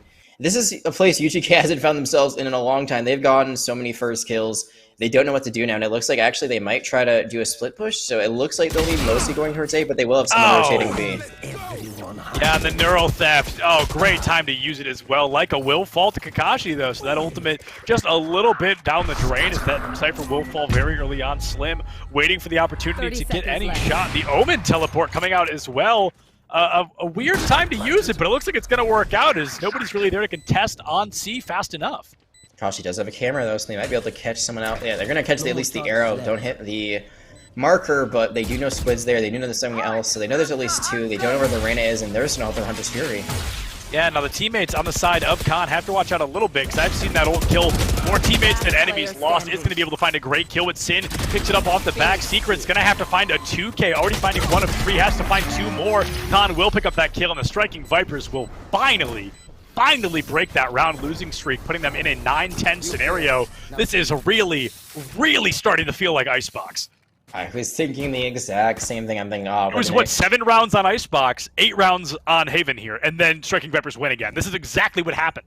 12-12. Is it incoming? Let us know what you think, chat. I would love to see it. I want to see it more because this has been, again, one of the most fun matches I've ever been a part of. This has just been insane. Clutch plays after clutch plays. I don't want to see more. There's nothing more to it. I just want to see more plays. Right now, as you see, even though Striking Vipers win that, it looks like actually someone had to buy maybe for Kakashi, so there's a Marshal. But I think someone so. Is able to get some money in their hands, so that's good. Now they have equal firepower, but they do not have equal shielding. I noticed some of them had to buy light shield, so that's a disadvantage. The one advantage, though, is that they do have that orbital strike, which, again, could be a way to open up a point, could be a way to close it down after you plant, or just actually to stop a plant because they are on defense. So there's a lot of ways you can use it, and it's going to be really important in this round. Yeah, and Leica just dumping a clip into a door there, just in a desperate hope somebody was on the other side of it, but in reality, just giving away their own position. Leica will pick up Leica there, so that position being given away will cost them their life. The Striking Vipers again finding the first elim, but not the second. Khan will fall the Secrets with a well-timed wallbang, a 4v4 coming through. We see the orbital strike at the ready, as well as the Blade Storm on the side of UGK. It's really going to come down to this next elim in which team will find their momentum here in round 20. I think that Sonar was actually a big mistake. It completely gave away the positioning in Garage, and Kakashi's just waiting for them to walk out. Kakashi gets 3! The name we've said 100 times, and I'm sure we're going to say it 100 Gets more. 4. Kakashi with the 4K there, tying things up for the Striking Vipers. And this is about the time somebody in chat is probably going to say something like, the Striking Vipers were just making it interesting, or something along those lines. But I'm really excited to see what they're going to be bringing to the table here, because now they're 3 rounds away from turning this around and taking Haven right out from underneath UGK. The way you said that just made me think of like the Milady, like, you know, of the fedora type thing, like, my Vipers. Somebody always says that in chat right about now. Well, they've definitely made things interesting if that's what they intended to do, because now things are all even. That orbital strike was perfect. And again, it was that sonar arrow coming out from UGK. Squid, I mean, you try to get some information, but giving away your location, everyone saw it. They're forced out because of the orbital strike, so they have to walk on to see, or back out into courtyard, completely caught off guard, and it's going to cost them around. Things are tied up once again. Yeah, I honestly think that orbital strike was very well used, because you caught him between a rock and a hard place. You really did. And now both teams going to lose their Jets. 2 of their top fraggers. Sin finds 1, but Secrets finds another. So a 2-for-2 trade, 2 ultimates at the ready on the side of UGK. The Empress going to be coming out here in the blink of an eye as Secrets is just ready to storm in. Khan going to be able to find Squid. Hunter's Fury down the drain. Secrets picks up 1, looking to find 2 more. Blazer finds 1. It's going to be a 1v2 in favor of UGK Esports. Kakashi, we have seen this player absolutely frag out 100 times over, but now going up against an Empress and a remaining Omen as well. The plant has been spiked apparently, and now Kakashi gonna have to just do the impossible here. The plant has been spiked. I like said that. it and I stuck with it. No, I like it, honestly. I like it a lot. Kakashi gonna put that camera down, but immediately it's gonna get blown up. So yeah, there's really only one way you can do this, and it's still gonna end in disaster, because say you are able to kill the Reyna who's to your right, there's going to be the Omen right below you to your left. So this is going to be a very tricky way to play this. You do get the first kill. Okay, you get the second one. Do you know they're in hell? They know they're in hell. They know they're in hell, but they can't find the kill. Just couldn't find it fast enough. UGK, they're going to go up 11-10, and Lost is going to be the sole reason they make that happen, just barely resetting before the spike goes off. And I really want to see what comes off the back of this. The Neural Theft from the Striking Vipers against the Hunter's Fury and the Teleport coming out from the side of UGK. This is going to be, I mean, I think it's going to fall on the shoulders of the Hunter's Fury here. Yeah, I think it's really important, especially for post-plant. I mean, it's just such a good ultimate, so as long as you stand back afterwards, just kind of play along. So my guess is this is going to be C, just based on positioning, and also that's like the one that makes the most sense, because it's literally just, you know, great sight line, just, you know, straight across, very easy to hit that. But I don't even know if you need it, honestly, because I don't think the buy right now from Striking Vipers is very good. I was still thinking about the last play and how amazing it was, so I wasn't looking at what weapons they have right now, but I do think that this is a bit of light bug, because I did hear some sheriffs being fired, so Kakashi falls, it's looking pretty bad for them. That is a disaster for the Vipers here. I mean, Kakashi is undoubtedly the top fragger of the team that we've seen so far today, and they're going to have to get a couple of elims. That's going to help. Slim back on the Bulldog, that makes sense, but Khan is going to fall in that same breath, so Lost Blazer will find the kill. A 4v3, they still have the Hunter's Fury as well as the Teleport Sin taken out in the back line. This is seeming like it's going to be around in favor of UGK Esports. The Striking Vipers so close yet so far away. It is Slim's time to shine. A 1v4 is necessity here if they want to carry in a tie 11-11. They want to avoid going to extra rounds, but also they did win the last extra round, so maybe they're fine playing for it, because now they have to. Squid gets the final headshot, and like I said, you don't need those ultimates. You know you're at a great advantage, so very good discipline. They would be great to use, honestly, you know, just to, you know, secure that round, but this is the round you really want. This is the round you're playing for. This is the victory round. And now that the other team can buy fully, these ultimates are going to come in so much more handy. I mean, we saw how the teleport worked last time. We saw that Lost kind of just went from A to C, and they were at a big disadvantage, and I think they actually ended up winning that round because of a great teleport. Yeah, best case scenario here for the Striking Vipers is this Sova kills one of his own teammates with the Hunter's Fury. I've seen that 100 times. Haven't seen it yet today, but if that happens for the Striking Vipers, I mean, that is a best case scenario. I think these players, you know, they're just too good. This is a Platinum Plus league, but I feel like these players are playing way above that just from what we've seen today. All of them, you know, playing great out of their own right, but Slim takes out JoJo. There might be a chance. Yeah, there very well may be a chance for the Striking Vipers to force an 11-12. This could be huge for them. They could live another day, but if they lose this round, it will all be over. They will lose 2-1, and I think that puts them at a 1-2 in overall record. So they definitely want to win this. They want to put this one away, and the teleport coming out from Lost. Oh, going to be sent right back home out of it here. So it's going to be both ultimates down the drain. The Striking Vipers now have 3 at the ready. Yeah, and talking about standings, this would if Striking Vipers win this, they're tied with UGK 2-1. Wow. I think with round differential, UGK might have a lead. I'm not sure on that. We'll have to check how everything ends up if that happens. We're not there quite yet, but this is a big deal because remember, top 4 qualify, and if you're tied at 2-1, much better chance of making it to playoffs. Yeah. Going to be tied up here. Secrets finds Leica. Slim picks up another elimination, so Striking Vipers once again have a very gentle lead in terms of numbers, and it looks like Slim going to be able to find one more. Sin and Kakashi cleaning it up in the back line. The run it back was used, but at the cost of an elimination. They're lost at full health. Has to win a 3v1. We saw Kakashi do this earlier, but Kakashi had full health and lost to sitting at 26, so this is going to be darn tootin' difficult. And also the spike is down, so there's no way you can try to just go for a plant. Everyone knows who you are because you destroyed the camera, so they have a good idea that you're, around you. You see actually that Slim is kind of walking around, but Kakashi finds the final blow. And they only use the run it back. So they still have the Neural Theft, they still have the Blade Storm. There's a Neural Theft of their own. I was going to say, yeah, they have a Neural Theft of their own, but again, that's an ultimate. It's very good, but you still have to get a kill to actually use it. True. But look at Leica and Khan. They can't buy. They're going to have to be bought for, and Khan's going to have to... I have not seen a Guardian in so long. I forgot the name of it for a second, but that Guardian actually, I think, is very... they might actually go for something else. We'll see how this ends up. What is happening? We're going to have to see how these guns end up, but I'm pretty sure that Slim has a judge right now. I'm surprised by the confidence of the Striking Vipers here in these final moments. They're really choosing to go through and get as aggressive as possible. Slim bringing it out. Oh, Sin! Come on, man! These people have families, picking up a double kill in the beginning round of the match here, the beginning seconds of the round, excuse me. This is going to be just absolutely phenomenal. I mean, a 4v3, and it looks like, Leica is going to be able to tie things up right away, making it a 3v3, and the Neural Theft to boot has now been used on both sides. 0 ultimates available. The spike still in play for UGK Esports, and it looks like they're going to be running perhaps a rotation around to see Leica going to try to catch somebody out in the middle here. And it was Leica, actually, that has the judge, so, I mean, if they can find someone in close range, it's perfect, but... Could be another Leica versus Leica tool. We'll have to see how that develops. But the Hunter's Fury is online. That could be huge, but it's not because they aren't able to set up in time to try to stop the spike being planted. So Striking Vipers, they are in a world of hurt right now. That Hunter's Fury is not going to be very valuable to them because it's going to leave their Silva completely vulnerable. Yeah, this could be over for the Striking Vipers, losing that player right there. The 3v3 was fine, but a 2v3, you can't use the Hunter's Fury. Kakashi and Khan just going to be pushing in as aggressively as possible, and there's the Hunter's Fury on point. Kakashi with 2! Kakashi! We need one more elimination coming through. It is the Kakashi show all day long. Leica around the corner sees the Sova, but not fast enough, and the Striking Vipers, we are 12-12 on map 3. They're taking this all the way into overtime.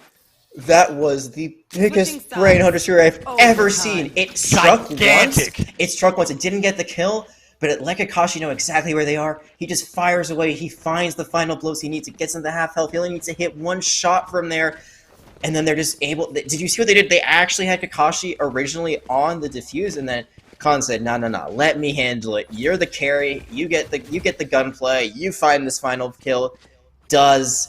And now, again, just like Icebox, we're going to extra rounds. So again, ladies and gentlemen, and everyone else joining us tonight, if you haven't seen Valorant's extra rounds, it's not golden goal. It's not one round wins all. You have to win 2 in a row. You keep swapping back and forth between attack and defense, and you always have the same economy. So exit frags mean nothing. Yeah, the exit frags quite literally mean nothing, so we need to see which one of these teams puts the first one away. And Sin with the immediate kill, going to get traded out Leica, not far behind. Able to pick up Khan and UGK Esports. You think I know how to say that by now, but UGK Esports, they are up by 1. Their Jet, however, just hardly alive, a sliver of a health bar. It's going to be really difficult for their carry. That is JoJo, who is weak right now, especially because they've left A open. They still have the Cypher alive on the other side. Striking Vipers now have all these traps set up, but they do know exactly where Leica is. Oh no, yeah, they know Leica's up in heaven, but Leica knows where Leica is, so it's going to be a difficult thing to turn around. The Stim Beacon up onto heaven, kind of a bold play, but able to land it nonetheless. Might go for the wall bang. You've got a confident guess on where they are.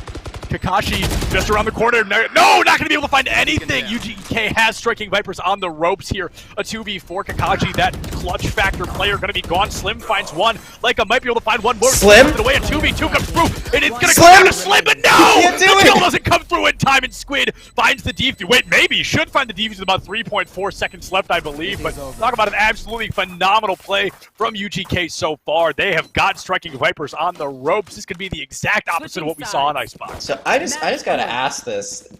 I don't think it does anything, but I mean, you throw the stim beacon and it like helps you fire faster, right? But don't you have to be in it? Exactly. So you throwing it up into heaven does nothing. It doesn't give away enemy location. So I'm not exactly sure what that was. It was a very interesting play. It was a stim beacon actually that enabled Slim. Like that's why they got so many kills there. And they just could not get the one they needed most, that last one, or they couldn't extend that fight long enough to have the spike go off. UGK now, they win this attacking rounds. They win the game. They win the map. They win the series. They go to 3-0 on the season. They are one round away from greatness, and if somebody on the side of Striking Vipers falls early, that's going to be beyond disastrous here for them. So now UGK, oh, they're going to lose Kakashi of all people! No, that's a disaster. Secrets in with not one, but 2 eliminations. Leica has fallen as well. And down to the wire here, Khan finds the kill. A 3v3 for just a moment is lost. We'll pick up Khan off the back. Oh, and there it is. Slim has fallen. It is the Phoenix versus the world, and there it is! Sin will fall, and UGK Esports will win 14-12. That is, I'm going to say it, that is without a doubt some of the best Valorant I have had the opportunity to cast in a very long time. An absolutely phenomenal series. I was on the edge of my seat for most of the maps, not as much on Ascent, but for 2 of them, that's 2 out of good. 3. Yeah, Ascent was a little bit more one-sided, but I mean, Icebox, that set the tone early on. And here on Haven, I'm really glad we got to see Striking Vipers even things up, get to those extra rounds. It's just they faltered at the last moment. It was such a close play by Slim. They almost clutched up. They almost had themselves be on match point. But that defense, it just never really stood a chance. You lose Kakashi early on. You lose your Cypher. You lose your traps. You lose your camera. You lose your top fragger. And it was all but set in stone there. UGK, they will keep an undefeated season record, but they did drop some maps, so even though they're still looking like possible front runners, they can bleed, which is, I think, the biggest thing. And found out today, Striking Vipers, I mean, they put up one hell of a fight. So I definitely believe they'll be one team to look out for in playoffs, and I think they could be, an upset pick looking down the line. I wholeheartedly agree. They have been nothing short of amazing, going 13-7 against UC Davis, taking another one of our top-tier teams, UGK, the Underground Kings Esports, to overtime twice out of 3 maps. That is as close as you can get. But unfortunately, folks, as much as it pains me to say this, that does bring tonight to a close. So thank you, everybody, so much for watching. A huge shout out to Hyper and Betty in the back line, some of the best observing and producing that we've had the opportunity to work with in a really long time. For a huge shout out to both of them. Huge shout out Striking Vipers. Super proud of what you guys brought to the table today. Super impressive play. And of course, a massive congratulations to UGK Esports. Everybody, thank you so much for watching. A pleasure as always. Check your posture, drink some water. Don't forget to love each other. We'll see you next time. Have a great night.